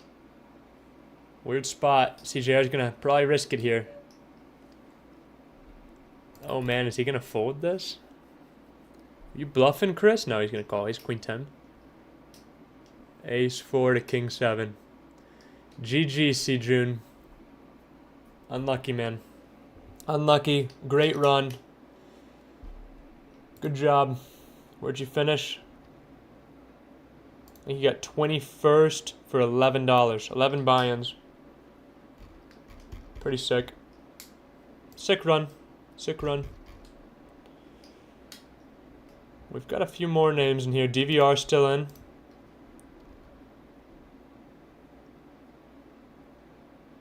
Neo Remix. Mr. Romano. Stylin 40.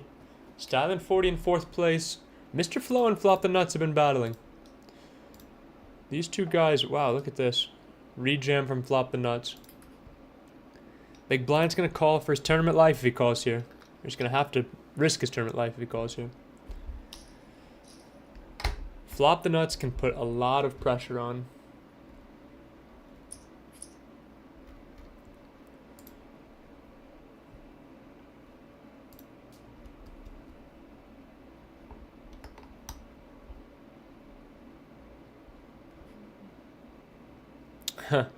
And Big Blind's feeling a little salty. Why can't he just have like ace queen there, or ace jack, or pocket sevens? You know, there's plenty of hands that want to jam there from the small blind. Big Blind still with a good stack though, 200K.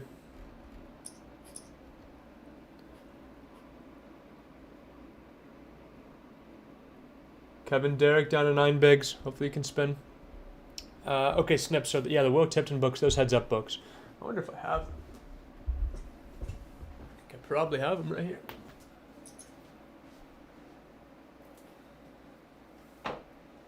Just give volume 1. It's called Expert Heads Up, No Limit Hold'em. Optimal and exploitative strategies.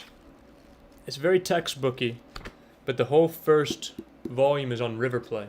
So it's all about like river equilibriums and like what different equity distributions want to do, what position does, if you want to like be blocking or jamming, and what that does to your, like what your range and equity distribution does to your strategy.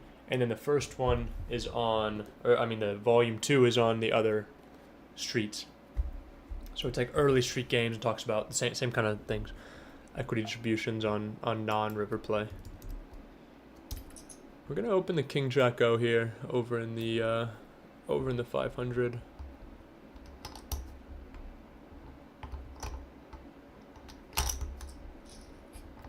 So we're playing hijack versus big. I have a pure C bet here.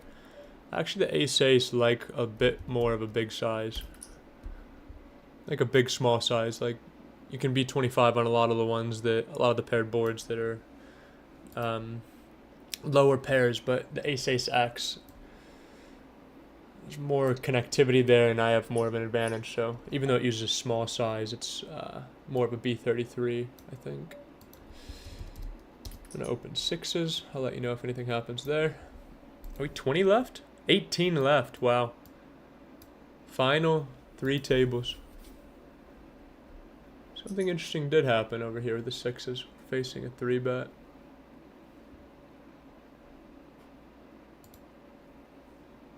$20 minutes left. I'm 6-7 of 84. 23 paid. 2.1 to 5.4. I'm gonna peel here.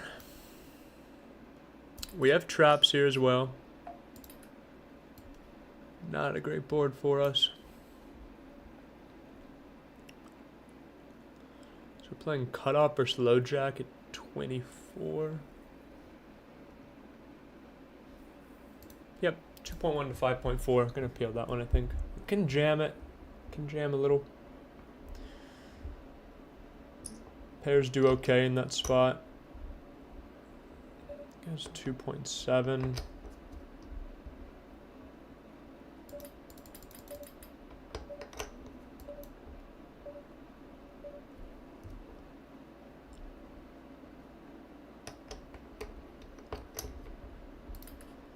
Just folding the flop there with this sixes, ace 5-2. Those are interesting spots because it's like I get to go kind of thin for check raise at that stack depth, and I don't have very many intuitive bluffs, which is sometimes like your sixes or your low pairs will start to bluff. Threes and fours are not going to be as good, I don't think, in that spot because like you have like too much equity to want to raise, I think. So it wouldn't surprise me if sixes find some raises on that board at a mixed frequency.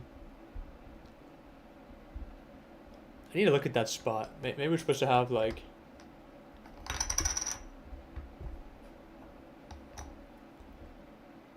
some suited hands below their weakest pocket pair that 3-bets to like unblock their whatever tens through kings that we're targeting.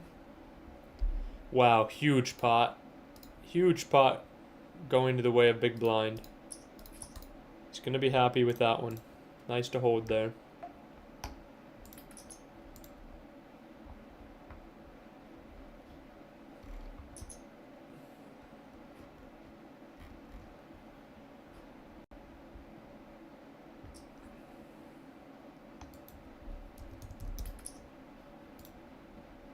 That PLO heads-up match didn't go so well.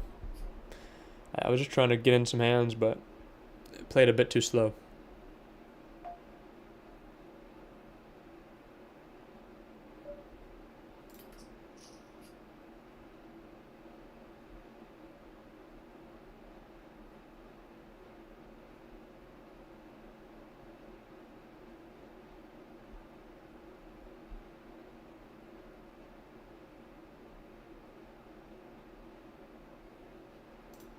They're hand for hands. There must be 14 left, guys. 14 left for 250. 6 spot. Fisherman has 560,000 chips. That is a ton. 30 some. Quads. All right. We're out of the 500. We will max it.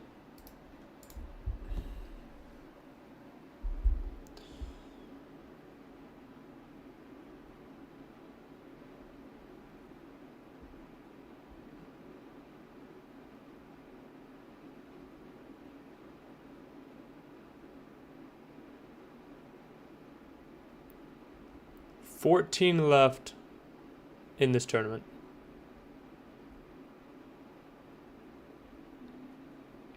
That is pretty sick. 14 of like 300 some.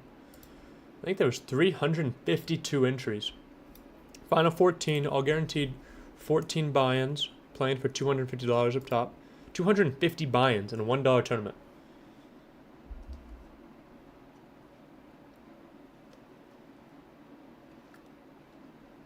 That's sick.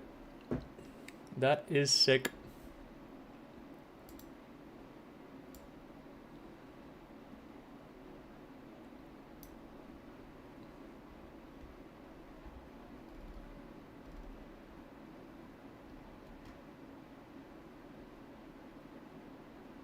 Yeah, nice snips. I think that's a great kind of path. Like, go modern poker theory with Acevedo, and then move into Will Tipton. Will Tipton textbooks. I don't know what else to call them. I mean, I'm pretty sure he wrote them after he got a PhD in game theory, and he was using poker as like an economics thing for like a PhD or something like that. I might be misremembering that, but yeah, it's just a sick book. Sick book. I mean, if you haven't read all of John Little's books, you need to read all of those as well. Mastering Small Stakes No Limit Hold'em is great. I think he just put out a new one that was like 100 secrets or something like that of professional tournament poker. And it's funny because like me and a lot of my friends that are now playing high stakes, we read a lot of the John Little books, like Secrets of Tournament Poker, Secrets of Professional Tournament Poker, in college and things like that. So it's pretty crazy. The rich get richer. Nice hand, Mr. Flo. Very nice hand.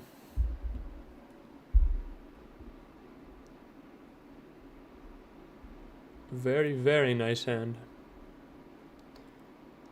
Pressure is on now. Mr. Flo is going to put pedal to the metal.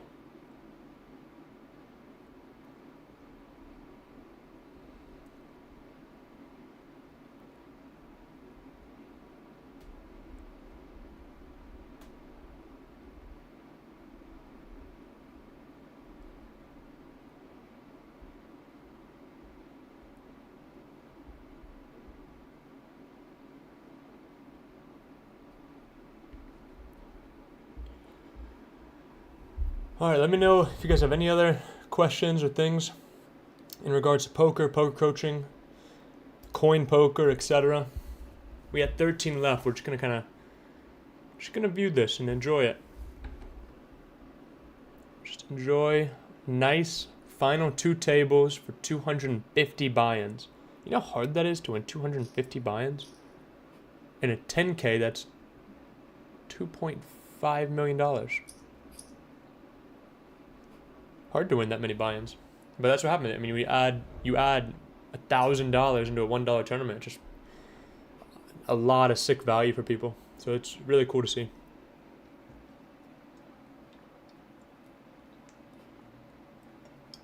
DVR is out of there. 9 bigs in the big blind, small blind jammed. He had ace-8. Very good call, sir. Unlucky and great run. DVR in 15th place. For $13.7. Sweet. I mean, that's awesome, man. Congrats. Amazing run. You got 15th out of 352 players. Awesome run.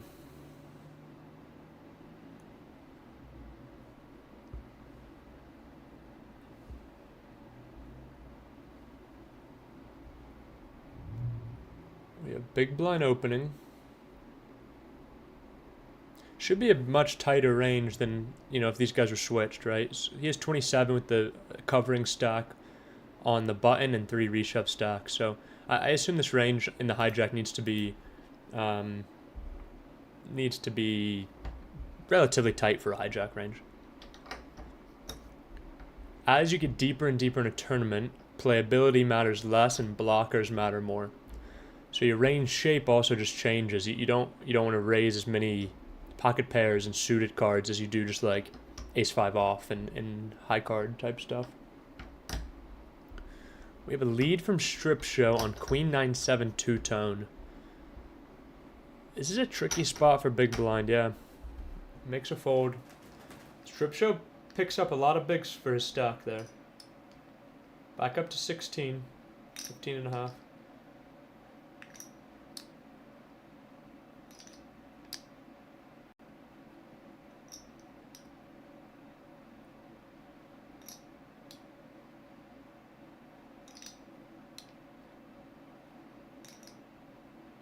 Gabriel Rose says, is it a free roll tournament? No, this is a $1 tournament with $1,000 added onto the prize pool. So you pay $1, and then today we had 350 entries. So you get a lot of value with this added $1,000 into the prize pool, causing the first place for 352 players to be $250. So it is what we call the Big Bang. It is a juiced up tournament with money added. What a clown. Not very nice, big blind. Not very nice. You gotta keep your composure. Or maybe you're actually joking because this guy's actually saying what a clown, and he has a clown face on. So that's actually quite funny, as long as it's sarcastic. If you're actually feeling that way, take a breath. You're 12 left for 250 buy-ins. You gotta just stay focused on the task at hand and keep playing your best. Styling 40, sitting around with 15 bigs.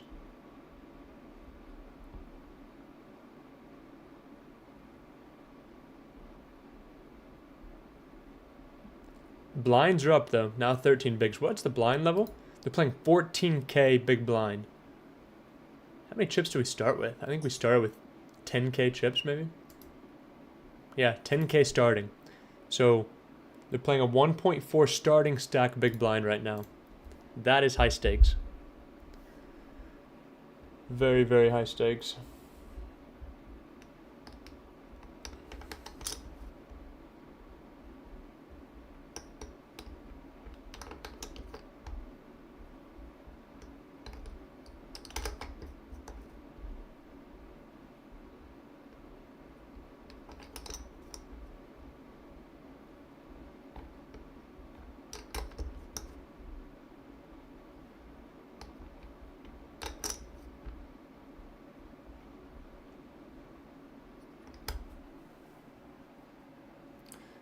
Ski says, how do you get into this tournament? You go to, I'll type the link, if you want to play next week, you go to the Poker Coaching link. You can go right there and follow the instructions. You sign up for CoinPoker and you play it. Easy as that. I believe that the next one will be next Sunday.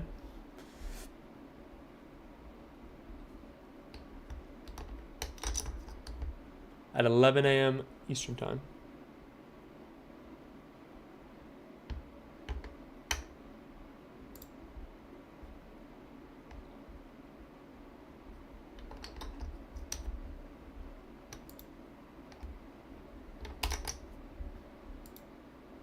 Big scoop there for Flo.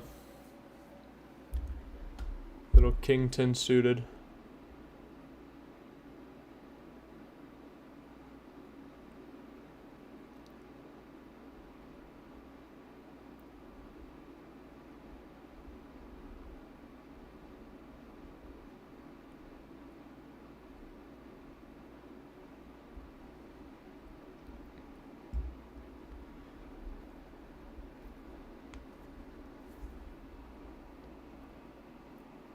So big blind's choosing a 3 big blind raise. I think that we should probably be going a little bit smaller. You just really don't want to lose as many chips when flop the nuts jams on you, and you still want to have raise folds to style in. So you could have reasons for going 3, but I think in general I would go a bit smaller there. Josh Kevin says, so are the free rolls over? So we've moved the free roll into a money added tournament for these weekly MTTs. So I'm not going to say they're over forever, but you know, we've tried a lot of different things with these different free rolls, just trying to get you guys a lot of value, able to build bankrolls, things like that. So we're going to stick with this for a little bit, and I think we'll have more updates over time.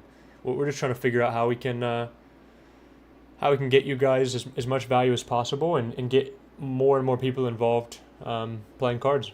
I think that there was a sense that there were a lot of people just playing this like weekly free roll, and numbers were kind of moving down every single week, and we wanted to kind of mix it up and give you guys value in a different way. So right now we're going to stick with these $1 tournaments with $1,000 added every week on Sundays for a little bit, and we'll see how it goes. We'll go from there. We'll see how people like it. Yeah, maybe it's a bit better playing experience because you actually have to risk something, so you get this like, you know, you really want to do well. There's less people just like sitting out in it, and big all in here. Let's see if the 10s hold. Big hold for Mr. Flo. That is a lot of chips. Strip Show, good play. GG, sir. Strip Show gets 12th for $17, and Mr. Flo moves in to almost the chip lead. We have the Fisherman over here with a massive stack, 860,000. I'll pull up that table on the side.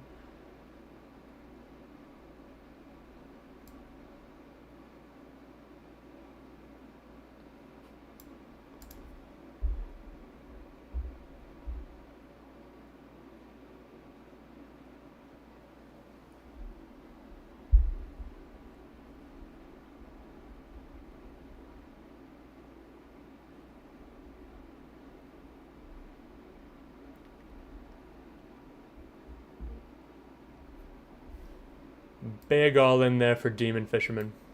Button versus Big Blind for 15. Well played by both players. Deem is right back in it.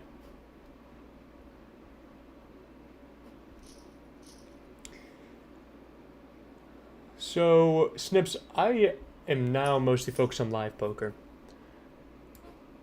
I'm playing more online today than I was a year ago, I would say, but yeah, I really just want to use online to stay sharp and get data and look at hands and things like that. My focus is mostly on live, mid, and high stakes tournaments at the moment. We'll see, though. I mean, I do love waking up in the morning just loading up cash game tables and things like that, so there's definitely some flows to it that I might switch it up in, but yeah, right now I'm just really focused on live MTTs. Just trying to be the best I can be in those tournaments, and the big blind ante style. These type things with like 0.63 ante, 2 tables left, is not something I've been really focusing too much. Good call there from flop. Needs the king. Doesn't get it. Billy Zane is right back in it. 7.2.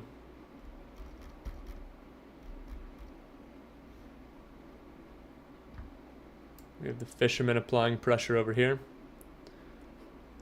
Looking to be pretty active. Just keep it coming.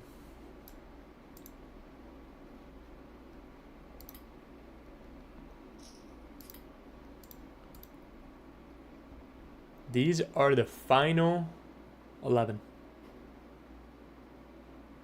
Battling it out.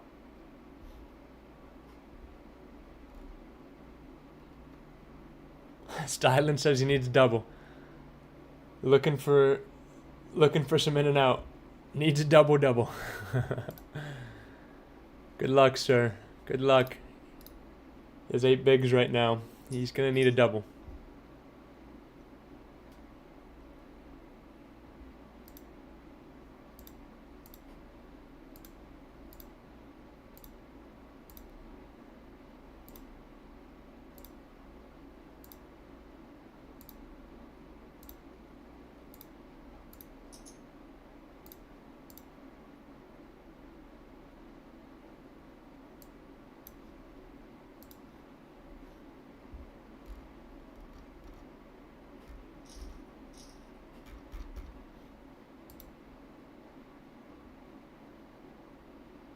Okay, good clarification from Big Blind.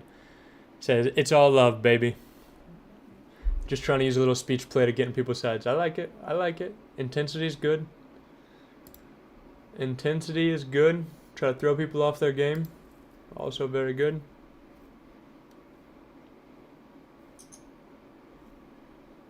Stylen needs the double, and he is now all in. I mean, you go from 7.5 to 9.6. Not quite a double, but a big pickup. Going from 7.5 to 9.6 allows Stylen to play some min raises now. VPIP just a little bit more. Mr. Romano's all in at this table. Let's see if he gets a caller.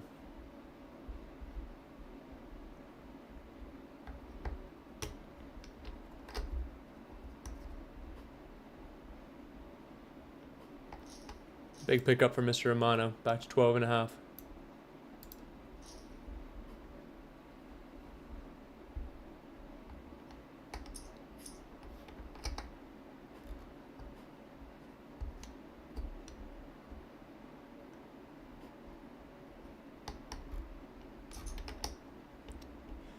Well, William, you're saying save 1K a week. It might look that way at the moment, but we have more giveaways coming out, so we're just really moving that money into other giveaways. So we've been doing the cash game meetup, and very soon we're going to be giving away $1,000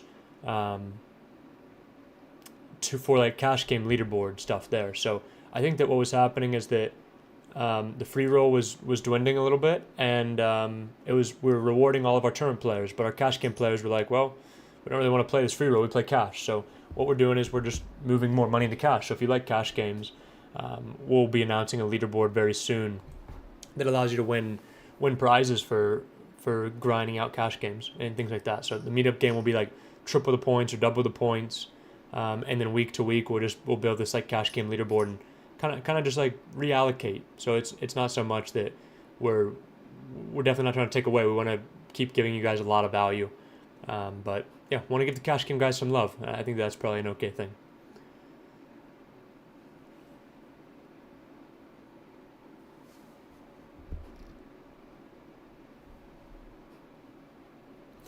I don't know U.S. versus Scheinberg, but I'm sure it's a good a good reference. Fisherman is really putting on the pressure at this table. He has 48 bigs, and the next stack has 23. 7, 8, 10, 13. He is really, really able to put the foot on the gas here.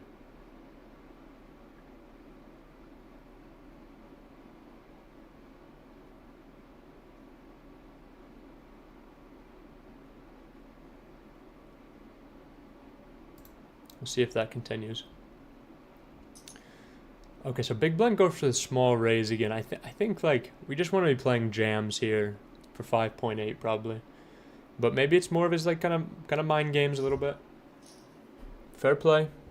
He gets the fold. If he goes 2 into 5, can we fold? I don't think we can have a min raise fold, right?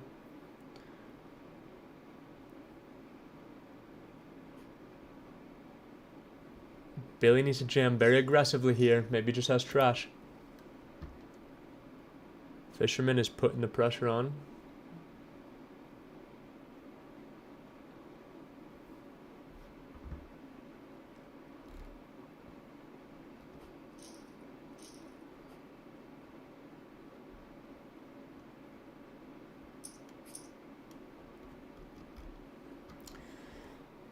Yeah, sorry, Adrian, that the time isn't working out for you well in New Zealand. Yeah, I mean we're always changing things, and we're gonna keep moving it around. So I'm sure it's gonna be on not a Sunday morning in the future. So we're gonna keep moving it around and keep letting other people kind of get the opportunity to play a bunch. Sunday morning seems to work pretty well for like a European crowd that wasn't able to play in the nighttime for Friday. So trying to get the European guys a bit more of action, and I'm sure we'll switch it back to evenings at some point in the future. We're definitely not just staying static with this stuff, so we're going to keep in mind all your guys' feedback and try to make it as good as possible for everybody.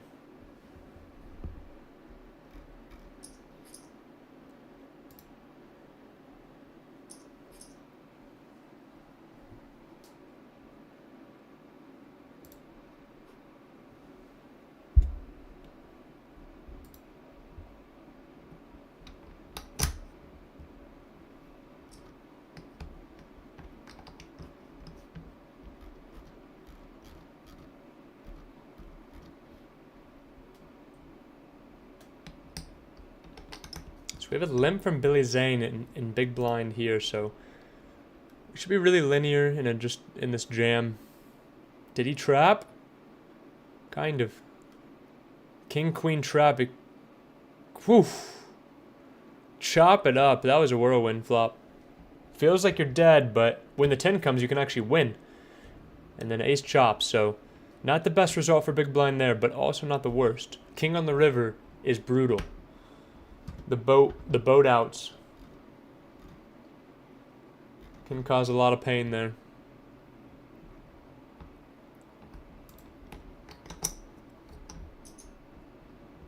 We have a raise here from Deem. Folds all around.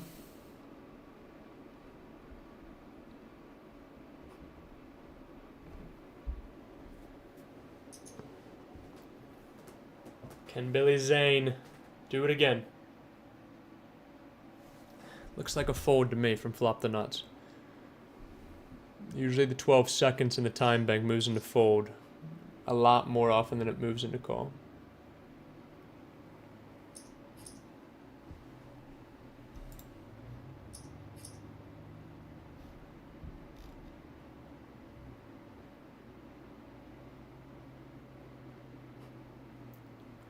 Yeah, Adrian, we'll keep that in mind.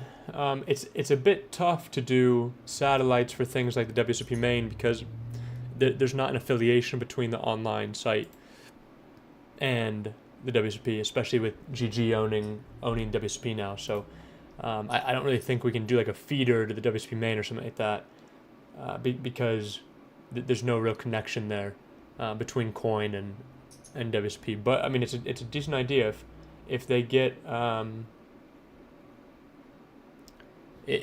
some collaboration with the live tour. I do think that they're doing things for like the Irish Open and whatnot. I saw some. Drop my mic. I saw some things on there like for that. So maybe that's possible. Maybe that's possible. We'll keep that in mind. Big all in here, but a very boring all in. Chop it up. I hate chops. Let somebody win, you know? You should just run it out until somebody busts. Ace-8 off or ace-8 out. Run it out until somebody makes their flush. And bust them. So we're over 3.5 hours into the stream. I'm going to go until the next break. And then the rest will be talked about in Discord. If you guys are not involved in that, you can go to PokerCoaching.com/Discord. And then we'll stream again in the future. But we got 15 more minutes. So we'll probably get to see close to where the FT is. Maybe the FT bubble. So Fisherman opens. C bets the ace-jack-9. Turn queen. They're playing for about 1.2 pots left. The bet size here is going to be like a 4. 3. Yeah, good. Draws the fold. Fisherman, pedo to the metal. Look at these stacks right now for Fisherman. He has 42. We have 4, 4, 7, 17, 12. That is a very favorable situation.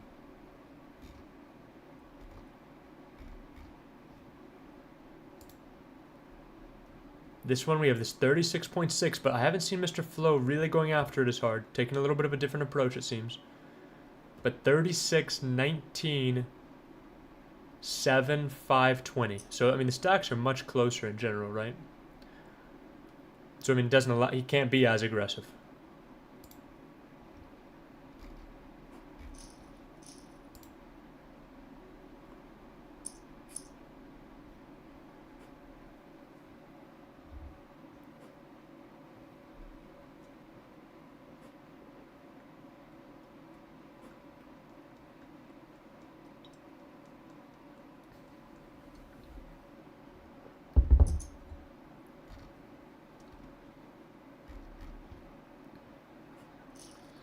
Guys are going to have to risk it soon. They're going to have to risk it soon. You can't sit on 3 to 8 big blinds for too long. Live, it's a bit different, right? Because you're not paying the ante every hand.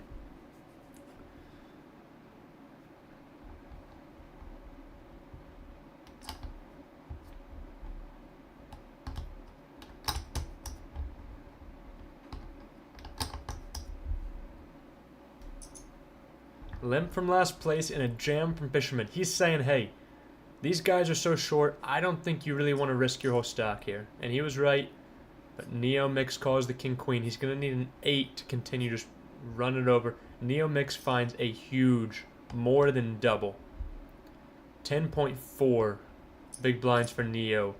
Right back in it. A double, and he's just a great stack, you know?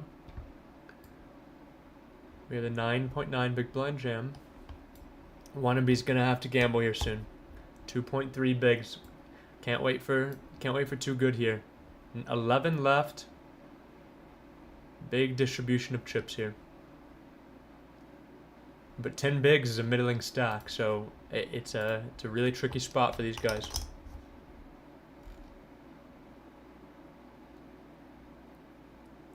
Samuel S. He's saying, is there any way to get into these events if you forgot to enter the PC promo code? If you email support@pokercoaching.com, there's a chance that they can get you added into these.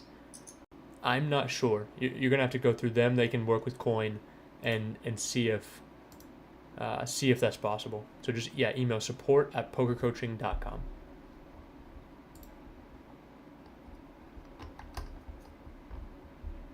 We have a limp from Mr. Flo, check from Big Blind.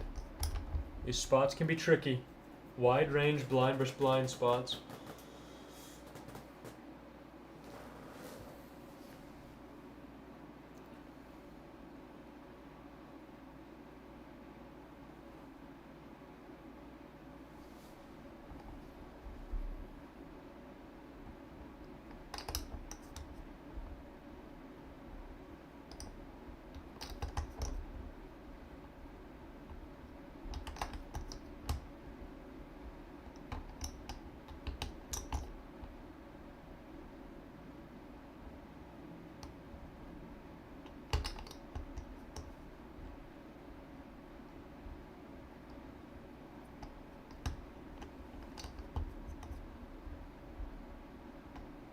We've checked the river. So big blind should bluff here with any 2 low cards below an 8, probably.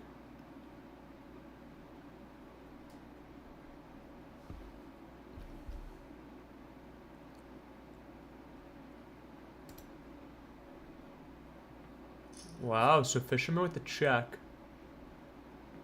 Want to be down to 1.5. Gonna need to risk it here very soon. Very shallow stack. You're just getting anteed out. You gotta take on a little bit of gamble.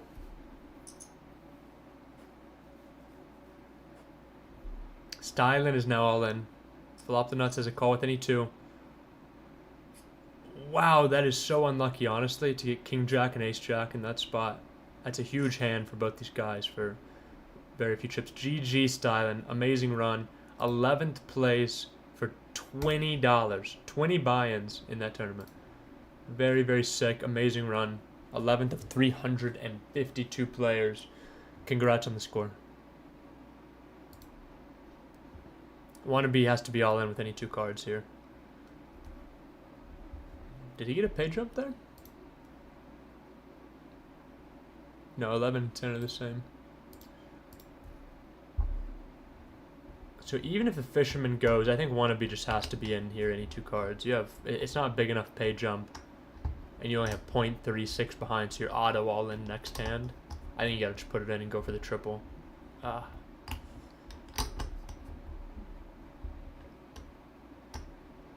Ace 5 scoops, but I don't think Wannabe gets a pay jump. Oh, he does get a pay jump. Okay. Some merit in it. Extra $5. That's big. Extra 5 buy-ins. Wannabe's now forced all in here. He's gonna need a double. Pretty good hand. Really great flop. Alright, back to 1 big blind for Wannabe. Still making it work. Styling 40s. GG's, sir. Great game. GG in the chat. Alright, Wannabe's back all in. That's really what he wants, is a jam here and a fold there. That's perfect. Jack King versus Ace 4. Jack on the flop. He holds. Back to 3 bigs. So it went from 0.4 up to 3. Triple up that hand. That's huge.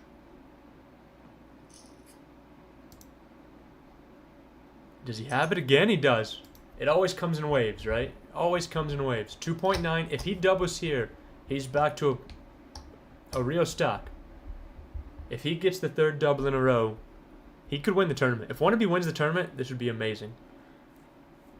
Absolutely amazing comeback. From the depths. Fisherman's going to call wide here. He has every chip. He's putting in 1.9 to win a lot. 8. 7.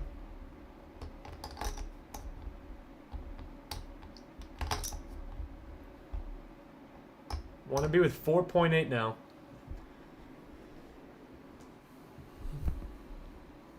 It's a fun little ride. Fun little ride for Wannabe. Let's check in here. Okay, similar stacks. Deem might just jam it, might fold. This should be a very high frequency jam and very high frequency call, but he gets the walk. That's huge again. 5.8 bigs. Wannabe went from 0.4 to 5.8. We have a jam here, last place versus Billy Zane. Once again, I believe in my if it's more than 12 seconds, it's just pretty much always a fold. Looks like limp check, jam, fold. We have an open jam from Fisherman.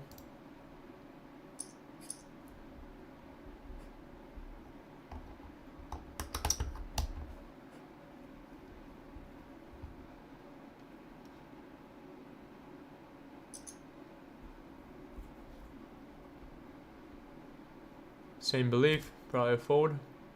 We have another jam from Fisherman. He's really putting the pressure on now.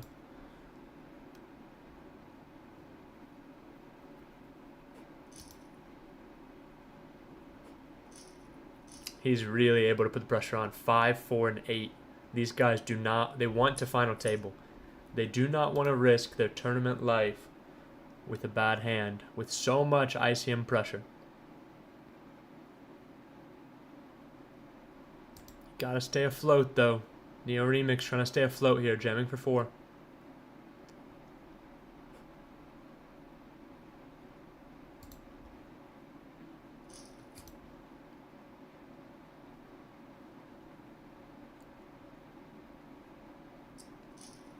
There's the tank call. And he has the dominating hand. And he holds. Big one there. Big one there for Fish. He just gets to keep running him over.